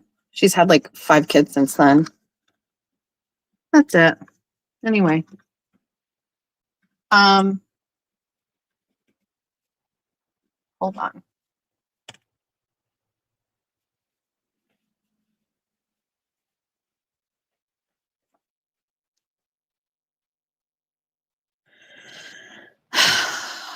Okay. This situation needs to stop. This is just books and paper, and I really actually don't like this, that there's a liquor, then this, and then there's another thing. Like, there shouldn't be a thing here. This should be like a chair or something, but like, I'm sure you've all seen this before, right? Have you all seen this? Our Apple 2GS?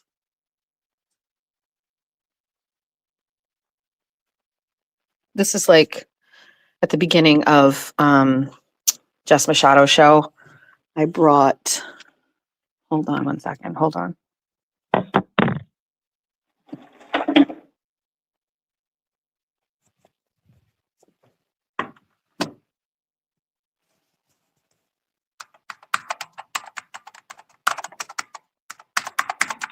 Mavis Beacon teaches typing. These are my plants. I repotted them to try to get some extra growth. And these are my rocks I painted. Have you ever seen these? Look at my fishy I painted.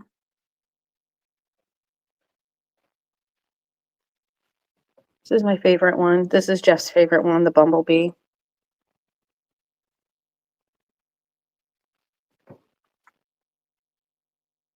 Georgia painted this one. The mahjong table. Easter baskets. Reagan. This actually goes over here. Oh, look, it's Sweet Pea. We got a picture of Sweet Pea. She's going to go in a frame and she's going to go here. Wedding invitations for Julia's wedding that we all have to open and RSVP on.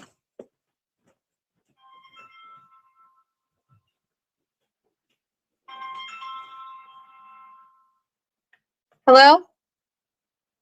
Hello? It's a telemarketer. What else was I going to show you? Oh.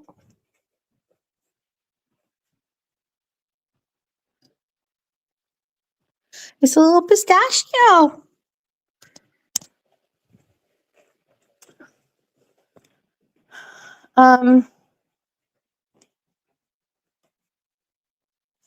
One of the besties gave me that too. Hello, Mother. Hello, children. Family.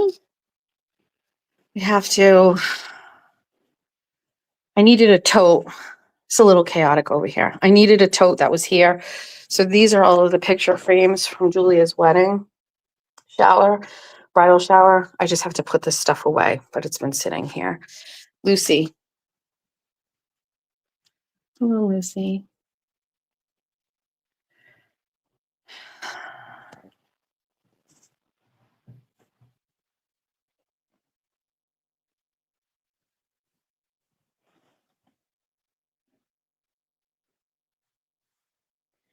Just typical morning routine. I have to open these every day.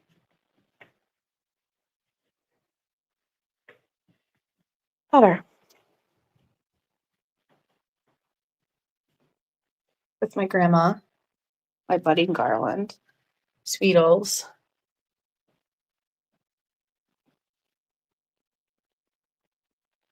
And my fireplace that I haven't used. Okay. Hello, Reagan.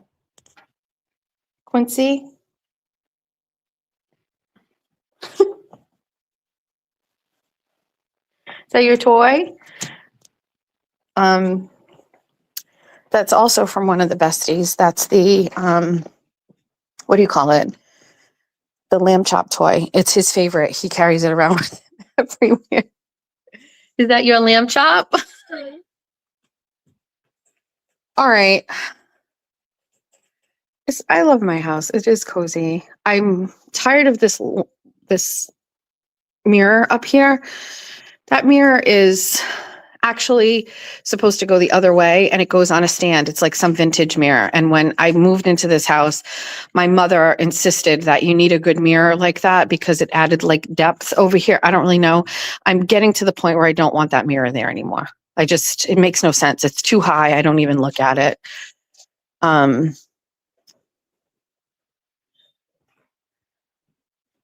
By the way, this is on my table usually, but we had Easter. So one of the besties brought this to the meet and greet, our bestie from Florida. And we used to have 3 things like this, 3 different sizes of these, but now, so this has cards, coloring books. I'm not kidding. Markers and crayons, Play-Doh, kinetic sand. And then I have another one, hold on, with magnetiles. By the way, I made that. Those are the flowers that I got from the guy, and I put a container in the bottom of that. And I have another one with magnetiles.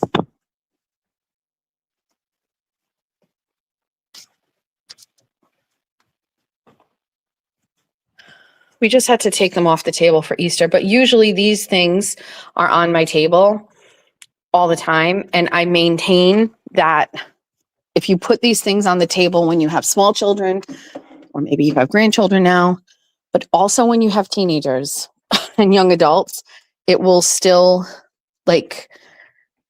it'll still make a conversation. Like if you put these things on the table and you just sit there, your kids will come and sit there and they'll play with magnetiles, or they will play with kinetic sand, or they will draw in color, and then you can have conversations with them. I maintain that. It is foolproof. Also, have you ever seen this I painted? It's a crab claw.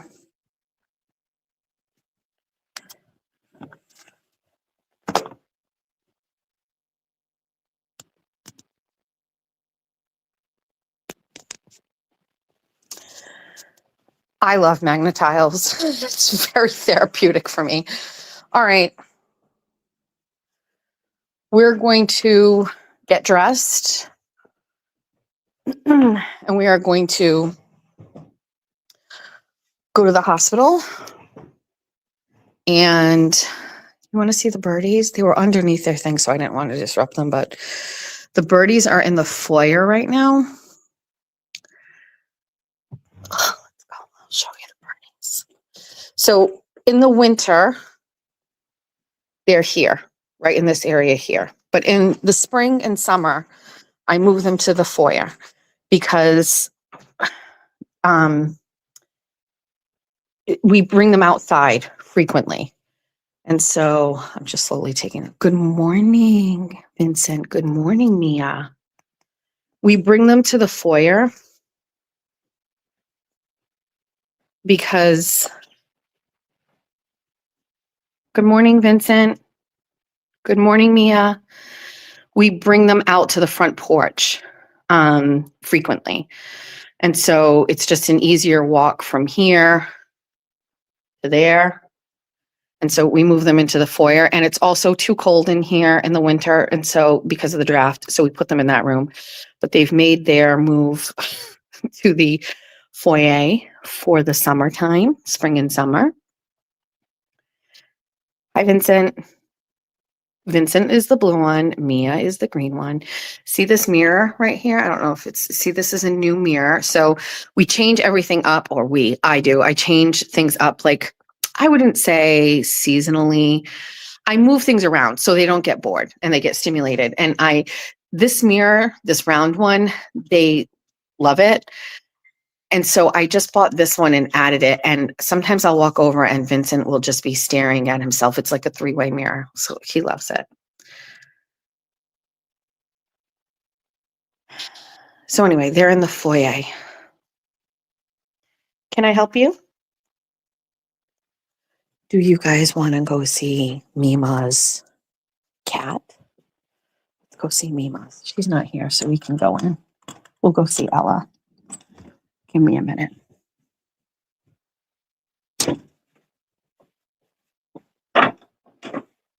We'll go to Mima's side. Oh, hi, Ella. Right, this is my mom's side of the room, like house, like this is her bedroom. Hi, Ella. Hi. Hello. So Ella's mean. Really, this is all you need to know. Ella is a mean cat. She only loves my mom. Yeah.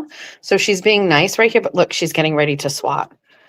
Wow, you're so sweet. Hey, you're a sweetheart. I'm going to pet you.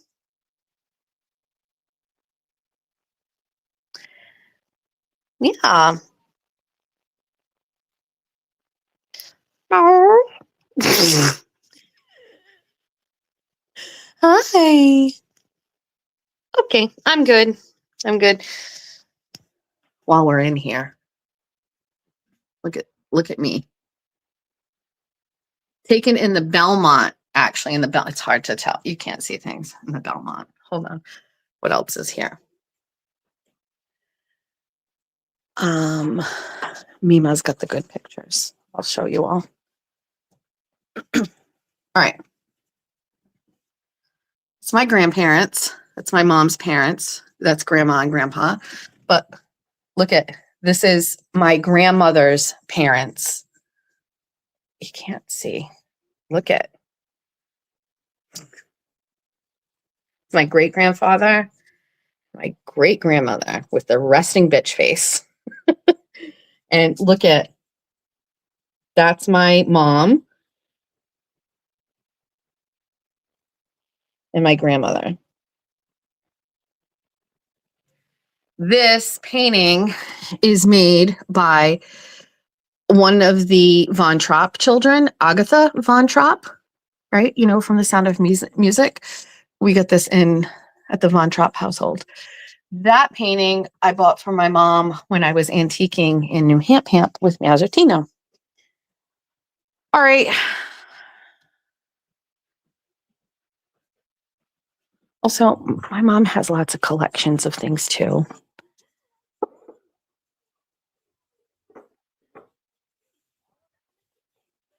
She likes these little birds.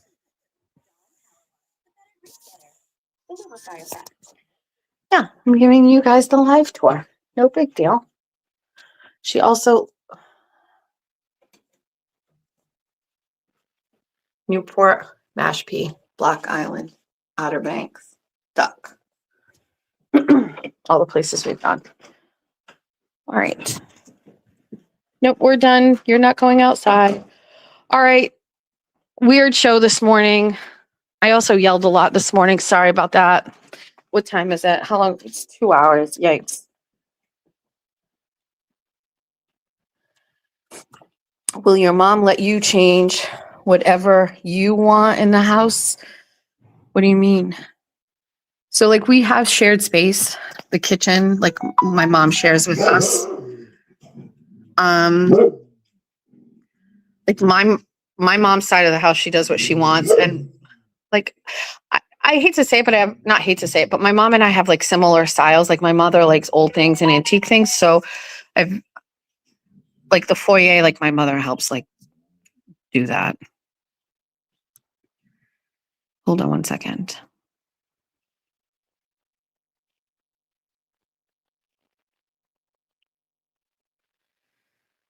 Um, hold on.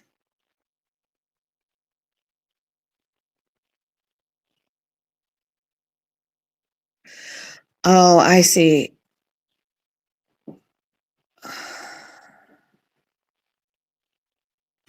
Let me just call Jack for a second. Just stand. He's going now. His class is done and he's heading to.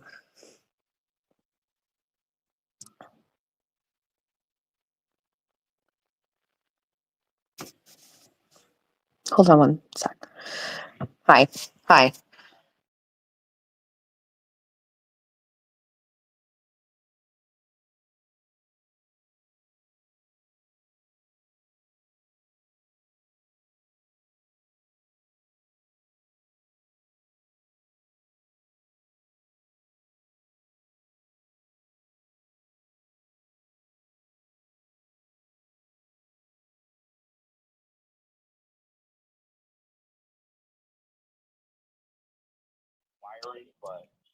Well, correct. The alternator is what like powers your car as you're driving. You know what I mean? So that well, just go ahead, just bring it there and let me know. But so you'll be in Fall River? Okay.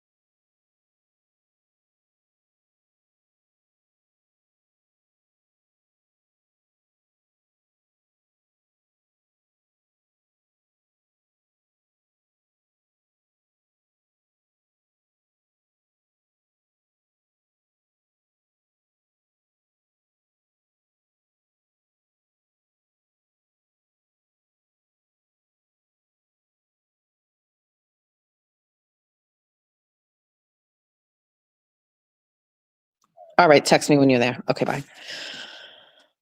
Just for some privacy reasons, I wanted to mute that. We are still here. Sorry. So we're just getting a plan set in place for Jack. So he's leaving school right now. He's bringing the car to a mechanic that is friends with his dad. I'm going to pick him up from there, and then I'm going to bring him home. Jack has a really good point, and I think it's also possible the car just kind of dying while he's driving, not even driving, he was backing out of a parking space and it just died. I don't know what exactly all of the things. Jack got a new battery. We bought him a new battery like maybe 4 weeks ago, and I'm wondering if he and Jeff put it in properly. That's the first thing. So we'll start with that.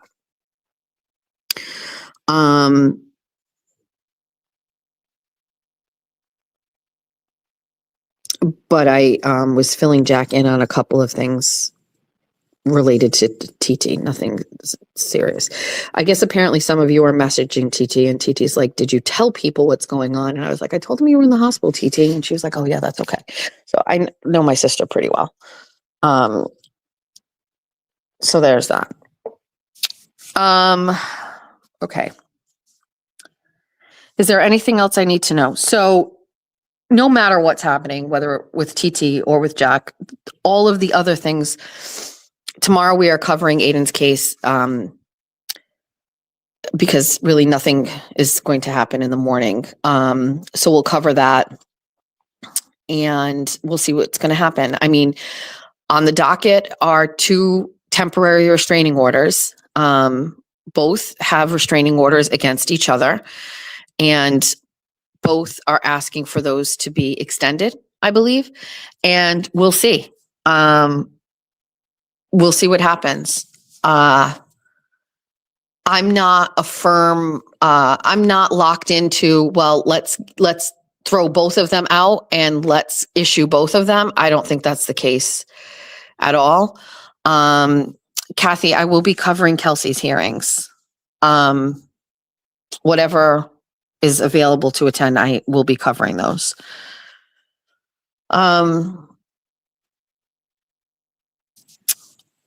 You know, the situation, I'm curious as to what Meredith put in her affidavit. You know, so I think when everybody is on the internet where a lot of these conversations take place, whether it's on X or in the comment section or whatever, I think that it's very easy for some people to say, well, you know, Aiden, let's say you're not a huge Turtle Boy fan, or you listen, but you're not like really like invested in his personal life or anything like that or whatever. And say you just know the basics. Like, say you're one of those people who will just be like, well, you know, it was a bad breakup and, you know, he's done things to her and she's done things to him. And so they both need to stay away from each other. That is I think, a very dangerous sentiment, because it's not true, right? And to some extent, some behaviors on both sides are actually indicative of like a bad breakup, right? And I think that, listen, some relationships end up in court with HPOs, like, or 209As, like that happens. You could go sit in the Fall River courthouse and you'll see them all day long. There are some behaviors that will qualify for a judge saying, stay away.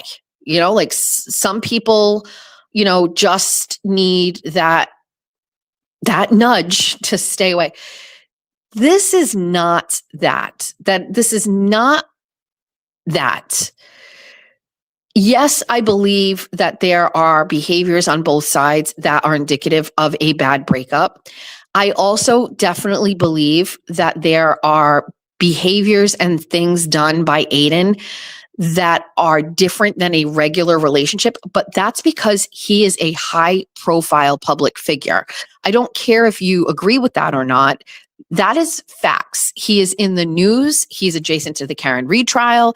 He is a very popular, you know, he's got more followers than Howie Carr, right? Howie Carr is a high profile person in Massachusetts, countrywide, but like Massachusetts. He's a high profile person. And he also talks and live streams for a living. And so, a lot of his life is content. But that is something that was in place prior to him dating Meredith, right? So talking about relationships, women that he's with, his wife, his marriage, his divorce, those things are all talking about Meredith and his breakup is not exclusive to Meredith. This is something that he does for every single part of his life. He shares all of it. It's all on limits. It's not off limits. It's on limits.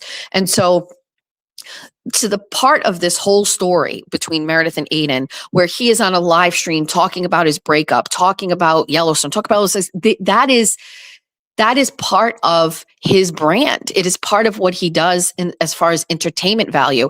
You're not going to sit here and be able to dissect the human psyche and try to figure out what particular portion of what Aiden talks about or does on a live stream presentation that like makes you want to watch again. If you guys want to do a whole other show about that, you have to really talk about it. It's no different than Howard Stern. Like as much as like the corporate America and radio station execs were like, absolutely not. They really had to like have some sort of like, like a day where they had that epiphany and they were just like, well, as much as it doesn't seem to work for us and our equation of what should be on the radio, there is no doubt that it is tapping into humanity in a way that makes people want to perpetually tune in. And if you want to start like looking into that, go ahead. But like, that's the reality, right? And what he talks about is part of that. And his personality and his reaction to things that happen in his life are all part of his brand.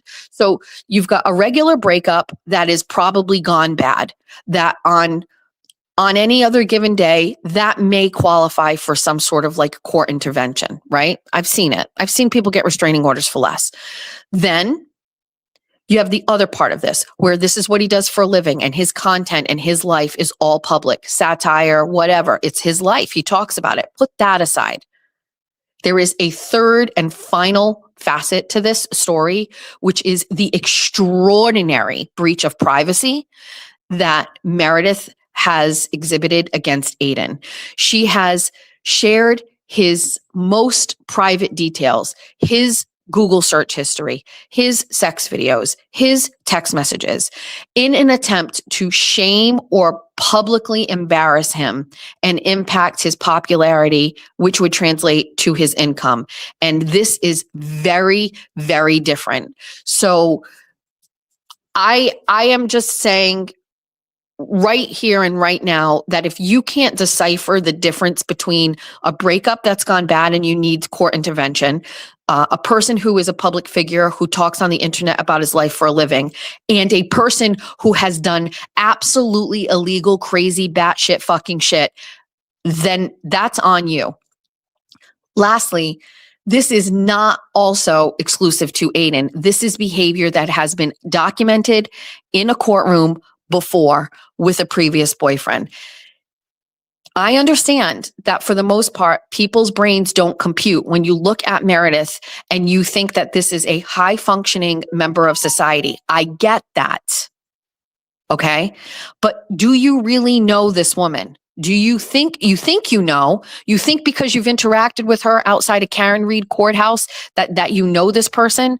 You think because at times Aiden has showed her off in his life as a touchstone to stability or someone that cares for him, that is smart? Think about this. Much of what made Meredith believable is like her job, because we would all sit around and we would go, well, certainly nobody can hold a job with State Street and be that bad. Well, we were only looking at a small little window. She doesn't work there anymore. And I 100% believe that that's not because of you or him or me or Jimmy or anybody. That's because of Meredith, because State Street isn't going to fire somebody wrongfully for the actions of other people. They are going to terminate your employment based on your actions, because if they don't, they're going to get sued.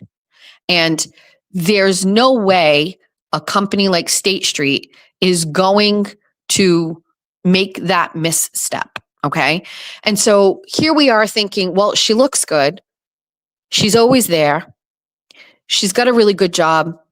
She's a mom. And you're all thinking that this is so great for him. Why? Because you were comparing it to Lindsay Gattani, which you've all seen the video of her screaming in a car with her ex after somebody called the cops. She shouldn't even be with him. The guy got arrested. Like, of course, anybody is going to look stable compared to Lindsay Gattani. And you all were like, Lindsay was so bad for him and this was so bad. Okay, sure. So this can't be that bad. He's learned. It's different. Like, so everybody was like, sure. Okay. Not Courtney and Tina, but sure. Everybody else was like, yes, this is better. This is an upgrade. This is great. Sounds good. Looks good. We're good. Unfortunately, that's not the case. It's just not the case. That's the reality. This is a person who doesn't know how to have relationships, doesn't know how to take rejection, and acts out in illegal ways. And I'm not even sure why, like, to cause them pain. What's the end game? To me, it's a disconnect from reality. I think she loves him and she wants to be with him, but she can't, so she hurts him. Like, that's the level of crazy. Like, if you love him and you care for him and he doesn't want to be with you anymore, you walk away, right? A regular person would. But what you're dealing with here is, I want you, I want to be with you, and oh, you don't want to be with me, and you're going to pay. That's the stuff that movies are made of. That's the stuff that you see on fucking Dateline. It's a Dateline story waiting to happen. And now let's put that all aside. So it's a breakup or whatever. I think if it weren't for all of the other things that he has going on with court, with this case, with the trial that's coming, I think in a regular world, he would have already been in front of a judge asking for a restraining order. But there's another side to that, which is, how much did Meredith know about him and his life? Well, what is the one thing that Aiden was worried about that he could have been exposed for and that he was afraid of going to jail for, or having his bail revoked, or catching new charges? Recording Karen Reed. And that is why he never really moved on this, because she had his worst things on him and she knew it, and he was scared. He was petrified. Like, as a friend, and he is a friend, like, I've listened to him explain this, like, everything is there where you want to go and get help, but like, you can't go get help because you think she's going to make it worse. You know what I mean? It's crazy to think that someone as outgoing, popular, strong, like the face of, anti-corruption in Massachusetts, can be at the whim of a woman. But, and I guess that's like a demasculating thing to say, but like, unfortunately, that's true. Like, he was scared of what she was capable of. And I think, like, once you've been to jail unexpectedly, I think that he has trauma from that. And I think he always must be wondering, is today the day I'm going to go back to jail? I remember sometimes, like, there was other things going around, like when the Karen Reed stuff came out with the recording, and I was like, are you worried? Are you afraid you're going to go to jail? And he would say, no, I knew he's lying. Of course he's scared that he's going to go back to jail, whether he wants to admit it or not, of course. And so I think, I think typically you would move on this much faster, but I think he was scared. I think he was worried. And I think he weighed his options and was like, can I get through this? Can I deal with this stuff on my own without getting help? And I'm sure he'll admit that there were many people that were telling him, no, you can't. You were all saying, go get a restraining order, go to the police, do all of these things. And that all sounds great, but at what cost? And it's very unfortunate that, like, he would have to worry about those things, but it's too late for him to learn the lesson that you can't trust people with some stuff. You know what I mean? And it is what it is. But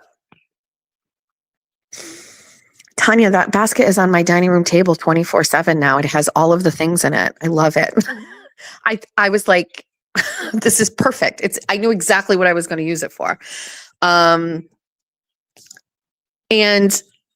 the sex stuff too. I can tell you specifically, he had told me about the text messages where he's talking about a threesome with Karen Reed. He was really embarrassed by that. He didn't want that out there.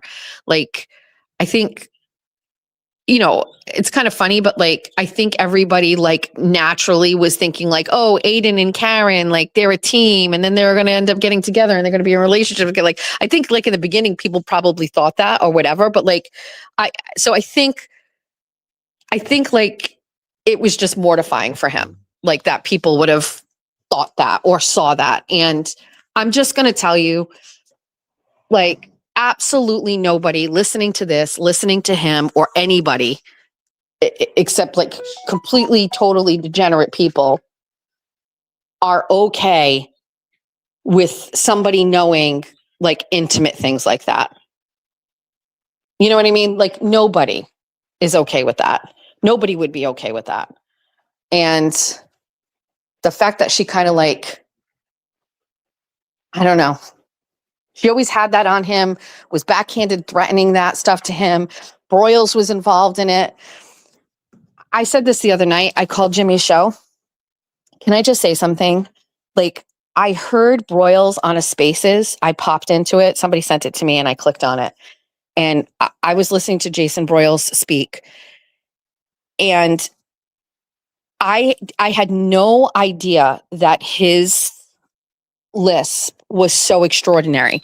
When Jimmy made the songs, I thought it was kind of like exaggerating for like the whole thing. His lisp is just extraordinary. I actually think Jimmy like can go harder on it. I have some thoughts about Jason Broyles as well in this whole thing. I don't think it's a prerequisite for people who are involved here to share who they are or their life or anything like that. Like there's no laws here on the internet. Okay. But there is, I believe, an obligation for people to be honest about who they are and things like that. And I think the Broyles situation,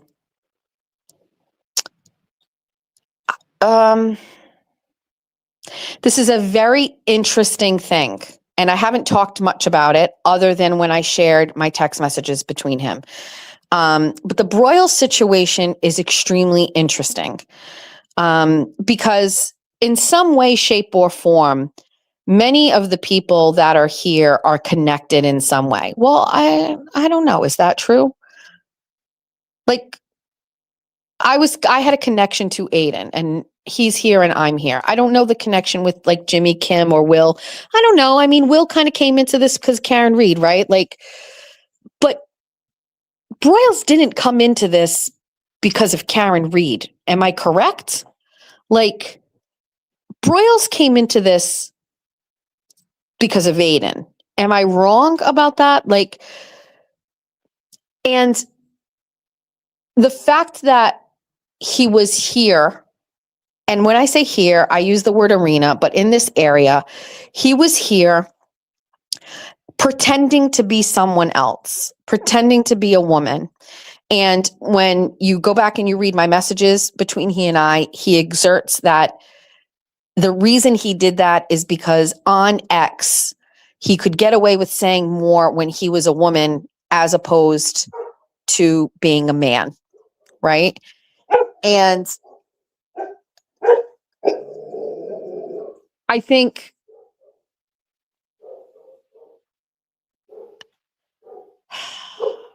as crazy as it is, the only reason why Broyles has the visibility or the quote unquote clout that he currently has, if that is even really the right word, is because of Aiden. Aiden allowed Broyles into his inner circle to an extent, and that gave him credibility and popularity. And, if anything, I hope Aiden understands like the power that he has when it comes to that. But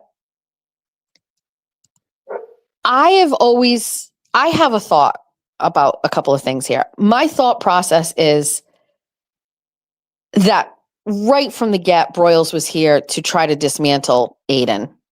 That's my take.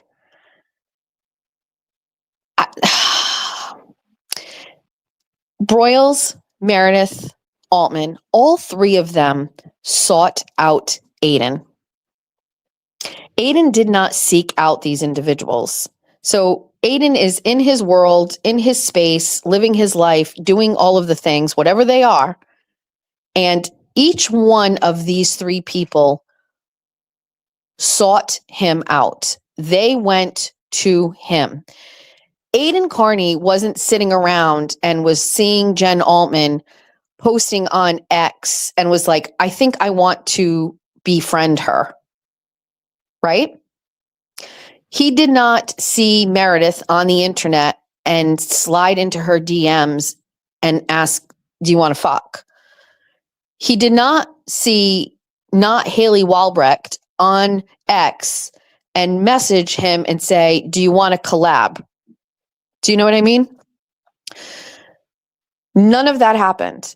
These are three individuals who had no connection to Aiden Carney, and they all individually sought Aiden Carney out. And I believe that it doesn't take much to get his attention, especially if you are paying attention and you're following things. It would be very easy for you to slide into the DMs and say, I was watching this, and this, and I put this all together and I thought maybe you should see it. The reason that I say that is because that happens to me all the time. I have complete strangers that message me, text me, or message me online. Some of them are fake profiles that I don't know who they are. Some of them are for burner numbers that they say is for their own protection or whatever. And those people will message me and they try to get in my good favor and build a rapport with me and build trust with me. And I believe that I'm not susceptible to that because of what happened to me in my past. I'm very suspicious by nature, but I believe that Aiden, at least prior to all of this stuff, did not have that shield. I think that he genuinely would just take anybody that approached him as a friend, not a foe. And especially if they were offering anything to him that he needed. And each one of them offered something to him that he needed. Jason Broyles offered to share the Lindsay Gattani probate docs that were impounded. And I know that because Jason Broyles wanted to drop those, but I had them before they were impounded and I was going to share them. And he was like, when are you going to share them? Through Fall of a Reporter. And I was like, I'm waiting for my boss. He was offering to drop those documents for the public to consume. And I was going to do it. I wasn't doing it. And so that is some of his very first interactions with Aiden were like, he was like, I'll risk it all. I don't care. Why wouldn't that be attractive to Aiden? You've got somebody that has the documents and they're willing to put them out there. Sure. That sounds great. Well, Jess Machado had them and she's chickening out. Oh, you're going to come save the day? Got it.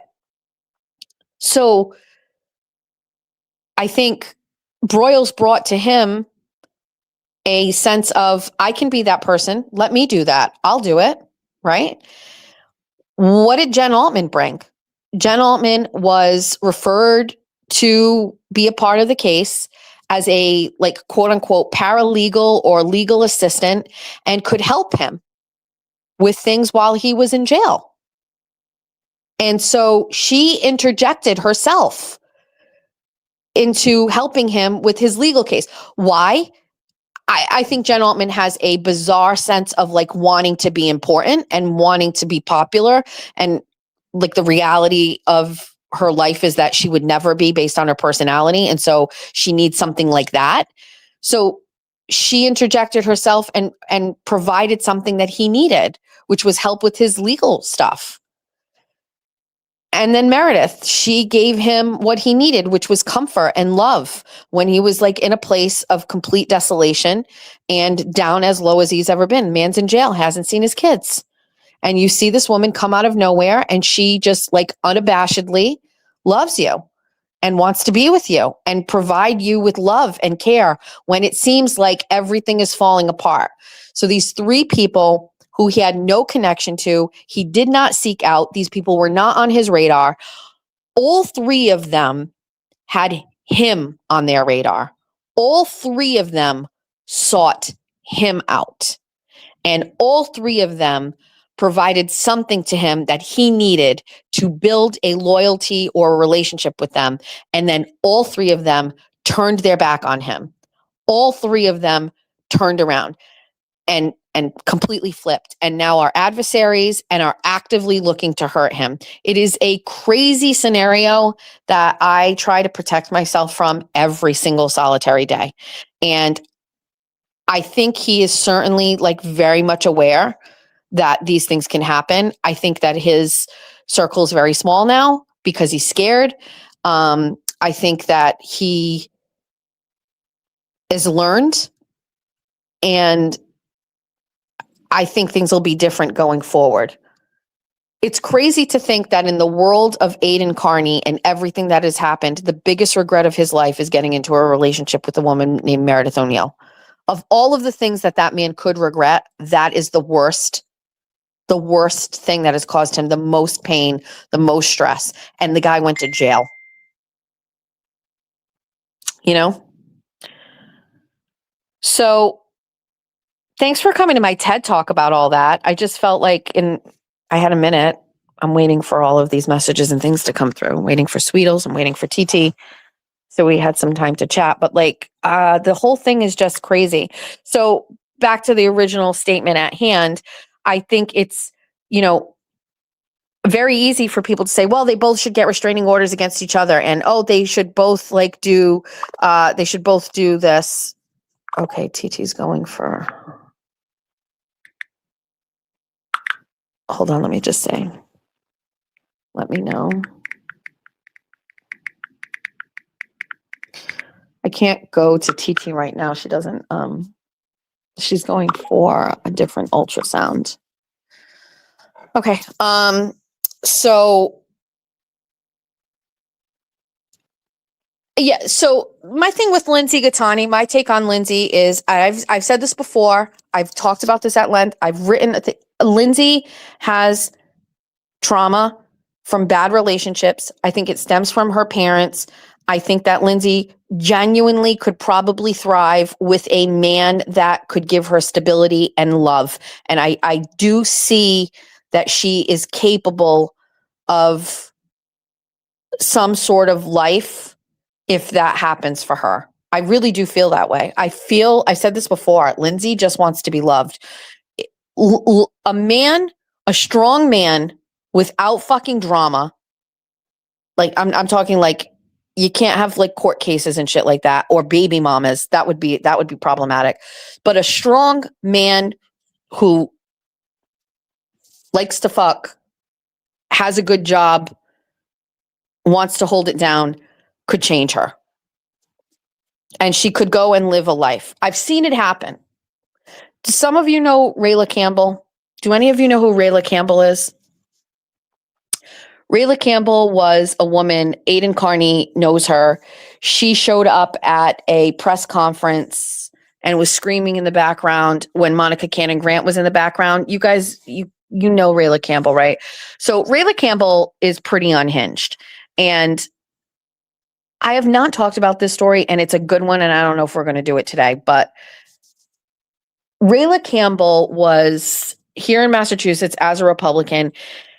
And a lot of people liked Rayla Campbell, but Rayla Campbell was not electable. And she ran for Congress and all this stuff like that. But Rayla Campbell got rid of her husband, who was kind of a deadbeat. And she found a man who fucking worships the ground she walks on. And they fucking packed up, moved away. They live on some fucking property like farm shit. And she moved out of state. And from what I have seen, Rayla Campbell is thriving, right? A man fixed her.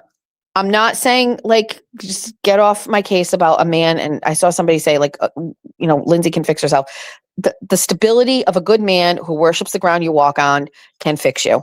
And that's just my take on it. And Rayla Campbell is healed and fixed, and she's thriving and got away from the drama and is living a good life.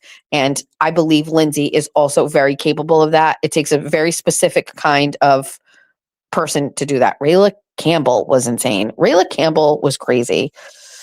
I can tell you, Rayla Campbell used to go, so Trump 2020 election, Rayla Campbell was always around. She was running for Congress. Anytime I held a Trump rally, which was like every other fucking day, Rayla Campbell would show up. She'd bring a microphone, and she was very intense. She didn't give a fuck. She swore all the time. She wore crazy fucking outfits. She made the establishment Massachusetts GOP like very, very uncomfortable, which I love.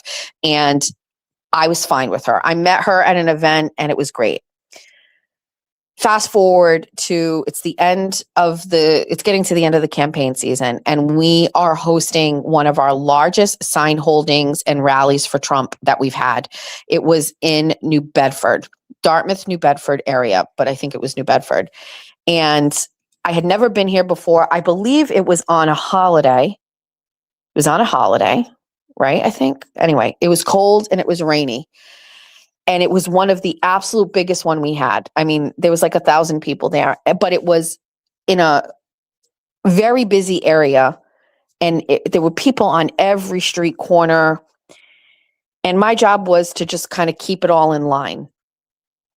And we had some people drive by that were causing trouble that day. Somebody threw something at a woman from a car, and we always used to say, like, you're representing the president, don't act out, like it's whatever. So anyway, I was parked in a parking lot. And so the rally is over and we all move over to a big field, and I address the crowd, and then I let everybody running for office take a couple seconds. Rayla talked to everybody, and finally we're all walking to our cars. And we're walking to our cars and we're in a parking lot, and Rayla Campbell is parked maybe like 6 cars on the side of me.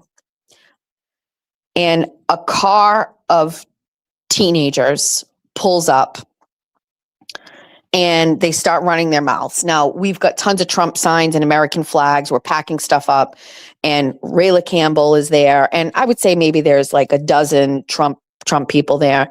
And this car of two teenage girls pull up, and they're like, fuck Trump, blah, blah, blah, blah, blah.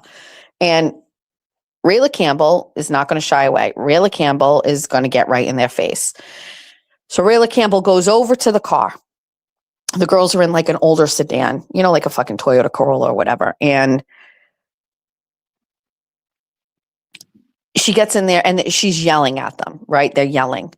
And the girls are yelling. And it's just like, it's the usual left liberal bullshit. But the girls were young, and look Latina, I guess. But I was very surprised that young girls were doing this. Usually we see like a middle-aged lib, but it was young girls. So I'm standing, I would probably say 25 feet away, kind of watching things. And at one point, another guy goes over and he starts swearing at the girls, and he's swearing at them. And Rayla's yelling. And another guy comes over and he's like, why don't you just move along, get out of here, get out of here, get out of here. And the girls get out of the car because Rayla Campbell has been like, fuck you, bitch, right? So the girls get out of the car, and I'm not kidding. One was in the pajama pants situation. And now things are getting escalated. And I go over and I'm like, Rayla, get out. You're a fucking candidate for Congress. Like, these girls are unhinged. Get out. And what does Rayla do? She gets directly in the face of one of these girls. I mean, nose to nose. And the girl doesn't back down, and Rayla pushes her. There's no doubt. There's no question. You can't rewrite history. That is exactly what happened. Rayla pushed the girl, and the girl fucking swung at Rayla. The girl and Rayla get into a fight. The girl pulls Rayla's hair. Rayla is punching the girl. The girl is punching Rayla. And that guy that originally went over, I thought, to break it up. And he punched the young girl in the stomach, which caused the girl to stop instantly and back up. The girl instantly started heaving and threw up. And I was like, I got to call the police. I was like, I've got to call the police. It's actual mayhem. I thought the girl was really hurt. Rayla, her knees were all scraped. Her hair was pulled out. And the other girl was screaming. And at the same time, I saw a man in I don't know if it was a Mercedes or a Lexus, in his car with a cigar, videotaping it. Unbeknownst to me, the man that hit the young girl in the stomach was also recording. And so it gets out of control. The girls get in their car and they drive away. Somebody called the police, not me. The police show up, and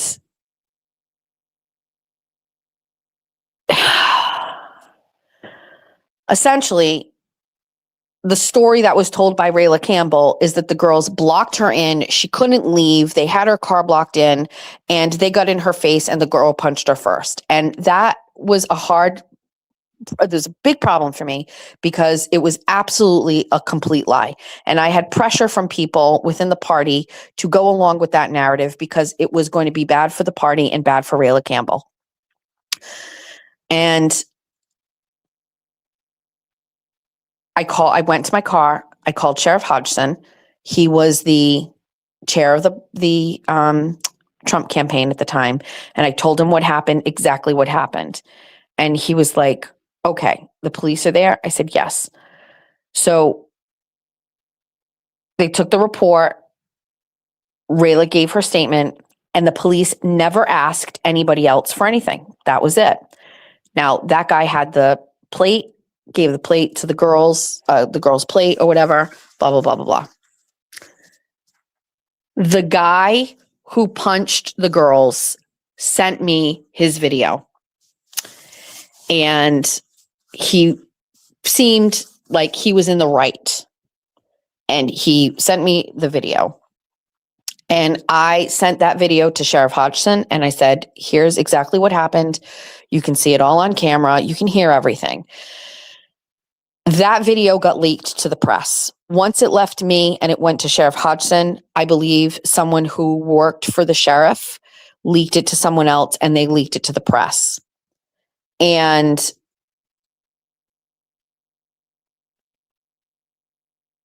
it turned into Rayla Campbell coming after me because she thought that I leaked it. I never leaked it. I gave it to the sheriff. What happened after that, I don't know. I mean, I have some suspicions that somebody who worked for the sheriff got his email and leaked it, but it did not come from me. And that turned into Rayla Campbell really wanting me like dead. She was like really, really coming at me. And when everybody was just like, okay, well, those girls attacked them and the left went crazy and everybody was really pushing that narrative. Like, I didn't have a problem saying it. Like that's not what happened. Like, that isn't what happened. As much as it's not good for Republicans, as much as it's not good for our candidate, as much as it's not good for like any story that anybody wants to tell, that's not the truth. The truth is that Rayla Campbell could have gotten in her car and driven away at any point in time. She chose to engage with an underage group of girls, or two girls, one of which was 17, one was like 19, and get into a fist fight with them. She also put her hands on those girls first, and those girls were ready to fucking scrap. And so that's the reality of what happened. That's it. The reality is that guy punched that girl to get her to stop. The girl threw up. That's all true. Like, I'm not lying about that shit for anybody. And I got a lot of heat from that. There's a whole group of people that were like, you should have just shut your fucking mouth. And why? Why am I going to let that lie live out there? You know what I mean? I didn't know those girls. Those girls shouldn't have been there. They shouldn't have come in and enticed Rayla and whatever. But they're kids. One's a minor, and Rayla Campbell's an adult. And even if she's not an adult, she's a fucking candidate for Congress, and she should have gotten her car and she could have fucking driven away. And I'm not going to make excuses for people. So I took a big fucking heat.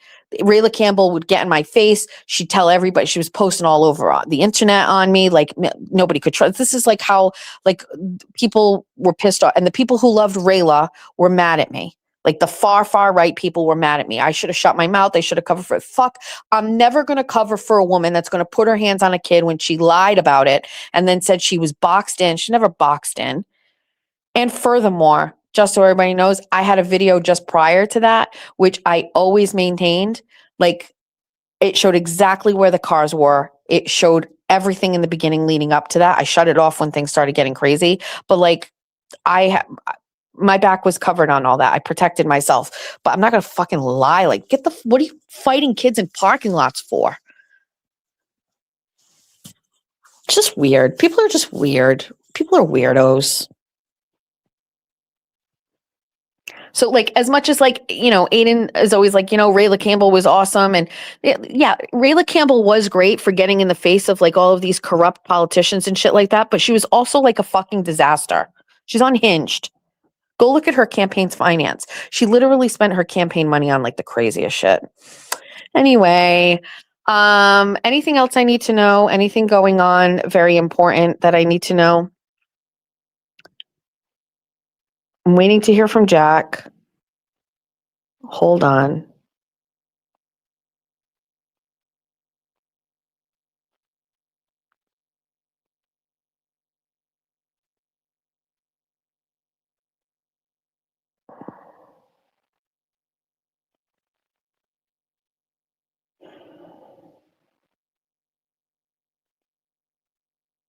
Another email from YouTube, but it's not a bad one. Okay. All right. That's good. All right.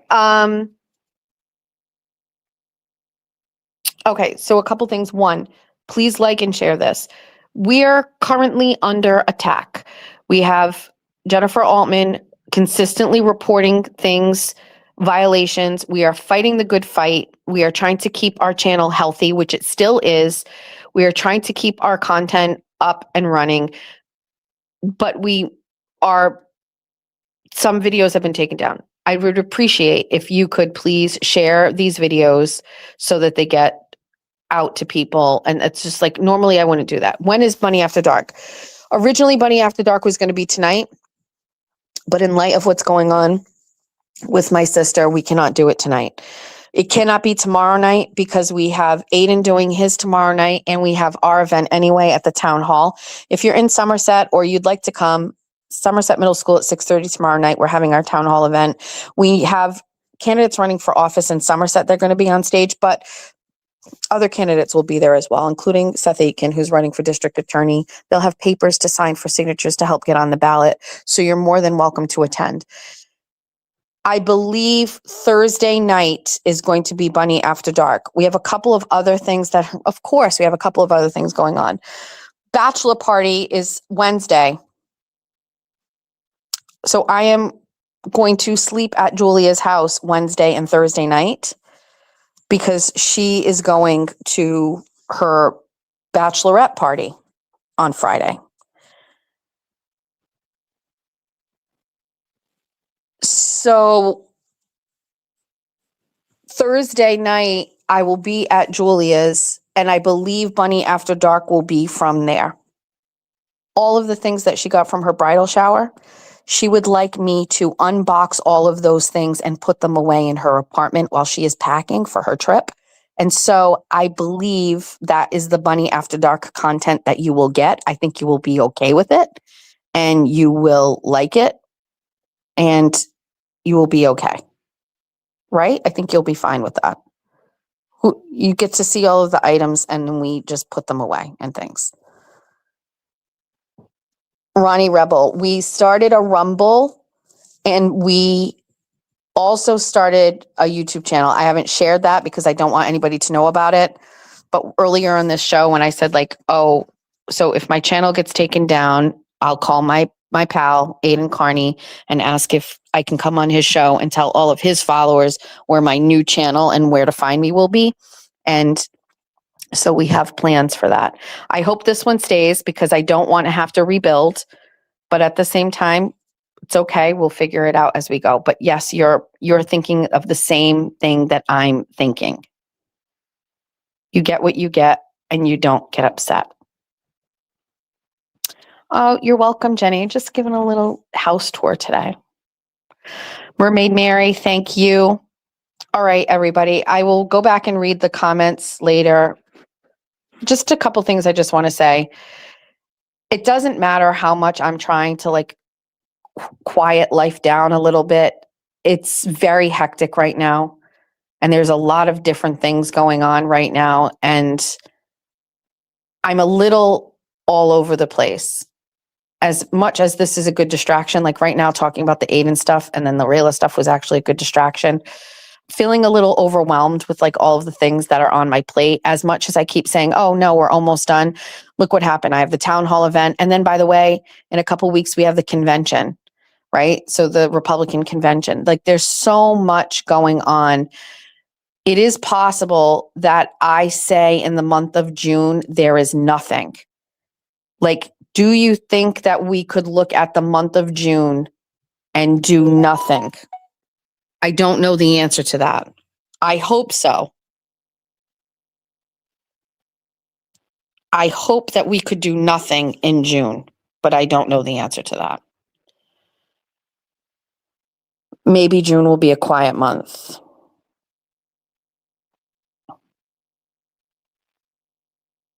Turtle Boy is becoming the godfather of YouTube. How many channels were built on his back? Some people should make sure his defense fund is pinned at the top. He deserves it. Well, sir, while I don't necessarily disagree with you, I have not used Aiden Carney for anything yet. I've built my own channel on my own. But yes, I agree.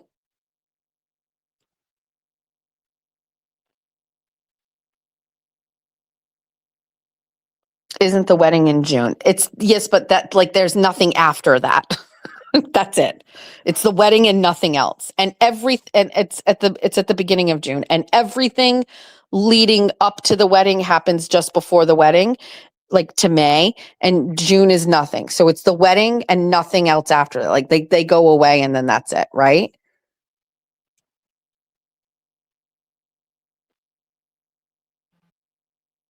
There should be nothing else.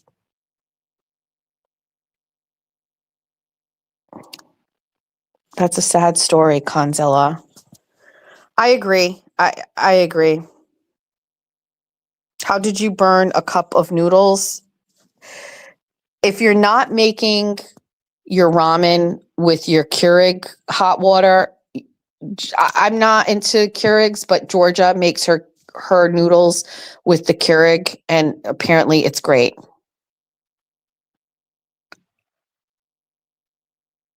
I will whore out my husband to get my new YouTube channel up and running. I will basically tell my family, like, each one of you is going to have to do a show. Like get into the office room, get behind the camera and talk. Like whatever it takes. I will whore out my family so we can get a new YouTube channel up and running. I'm kidding. I'm kidding. All right. I'm going to go wait to talk to Jack and hear from Jack. I'm going to wait to talk from TT.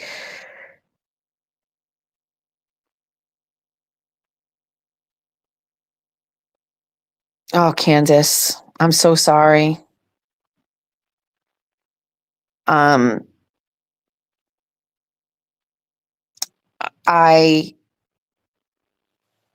had to put down my Lincoln, and I won't even downplay it. Like my golden retriever Jackson died at home, and that was sad.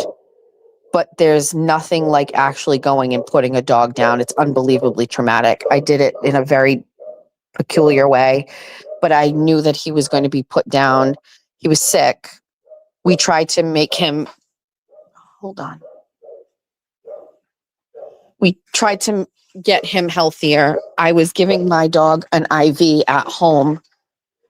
I went and brought him in and they said, listen, there really isn't going to be anything that can be done. And I said, okay, that's fine. I scheduled to bring him in to die, which is as crazy as that sounds. I scheduled my dog to die. And then what are we looking at? I don't see anything. I assume maybe it was an Amazon truck. I don't see anything, buddy. Where? What is it? Show me. Oh, it's the mail lady. Okay, thank you. You're a good boy. And then I had my kids. Julia was home for the weekend from college. And I said, say goodbye to Linky. And I made sure she spent some time with him. And then before the kids went to bed the night before, I had everybody spend time with him because he was sick. And I was just like being honest, like, you never know what's going to happen, blah, blah, blah, blah, blah. And my kids went to school and then I went and killed my dog. You know what I mean? Like you bring your dog to die and it's the most fucked up thing I've ever experienced. What are we doing? Was it because I'm talking about Lincoln? What? Lincoln was a good boy. His nickname was Princey Paws because he had paws like a prince. He crossed them like a Princey Paws. It's just crazy. Like, and then I just drove my dog to the vet. He laid on my lap the whole time. And then I carried him into the vet and then we put him down on a blanket in a room. They had some like fucking church music playing. It was like dim lights. And then they came in and they were like, we're going to inject him and he's, going to die. And you fucking like the spirit of your dog just like leaves and the body is instantly heavy and it's the most fucked up thing. And I could not even drive past our vet because it was so upsetting to me, like haunted. It still is. And they moved. Vitality moved from that location to a bigger location. And I'm so grateful because anytime I brought Quincy or Reagan back in there, I can't handle it. It's just terrible. It's just the craziest thing. And what do? We just get new dogs and start the pathway to heartbreak again, over and over and over again. I don't know why we do it. Why do we do this to ourselves? I have no idea. I just don't know. It's tragic. I know if you're a dog lover or a cat lover and you've had to go through it, it's terrible. I'm sorry that that's happening today. It's going to be terrible and there's nothing that will make you feel any better about it whatsoever. Right? Because that's the reality. While Quincy is rolling around on his back right now. I recommend more dogs. Just get more dogs. Who cares? I'm on the cusp of, I would like another dog. I just say get another dog. Just go get another one. Let's just all go get dogs. A lot of people don't know this, but I got Quincy for my husband when he got separated from his son. It's the craziest thing I've ever done, but I knew my husband was just like utterly heartbroken. And so I found a dog and I adopted him and I paid for him. And I went with my husband and the kids to go pick him up and gave him to my husband and was very clear. I bought you this dog to help you while you're going through such a really hard time. And that's it. And he has a crazy bond with Quincy. And anytime you see Jeff in a good mood and he's playing with Quincy, he'll say, "This is the best gift anybody has ever given me." Right, Quincy? And hearing all of that, you would think that you would actually behave and be less of a menace around this house. I understand that that's a big thing to carry on your shoulders, but you don't have to be this way.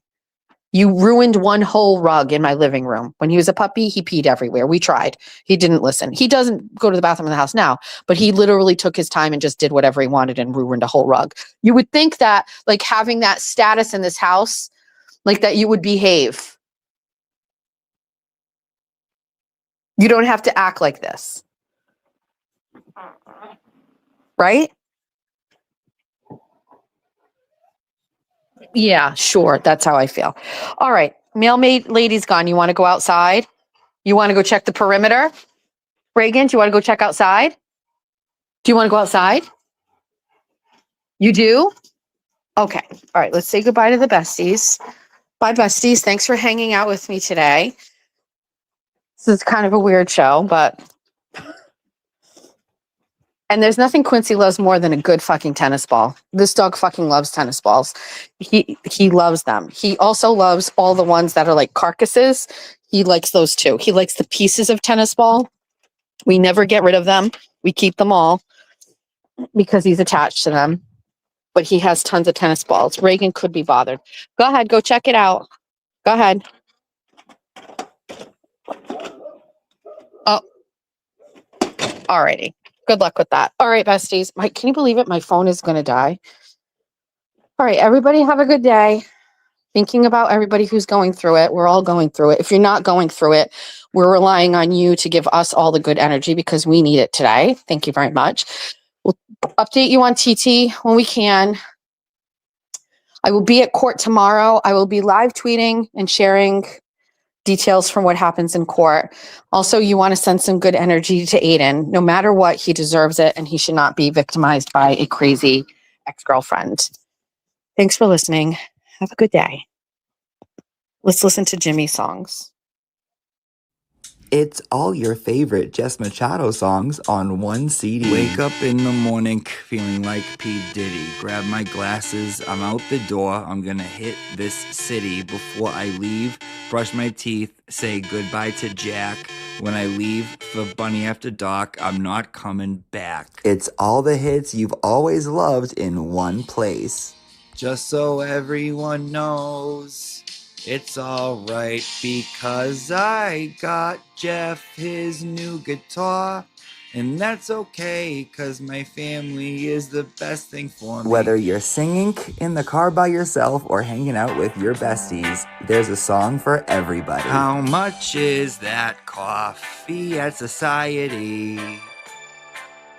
Last week it was 50 cents less.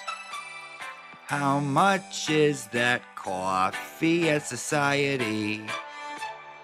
I don't care if this causes a mess. Recruiting seagulls, dishing about politics, or just straight up gossiping, this is the CD for you. One low price of $19.99. The chat I can't see. I'm driving and the sun's in my eyes. I love 24 on 24. I said I'm getting all the views. Sorry, Brian and Crawford, I told you before.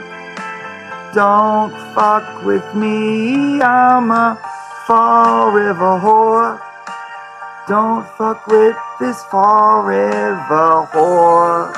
All songs, all decades, all moods, all Jess.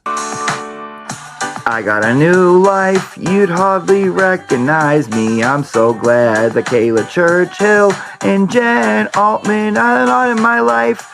I don't care about all of my stupid haters. That is right. Eat my asshole. I saw the sign. It opened up my eyes. I saw the sign.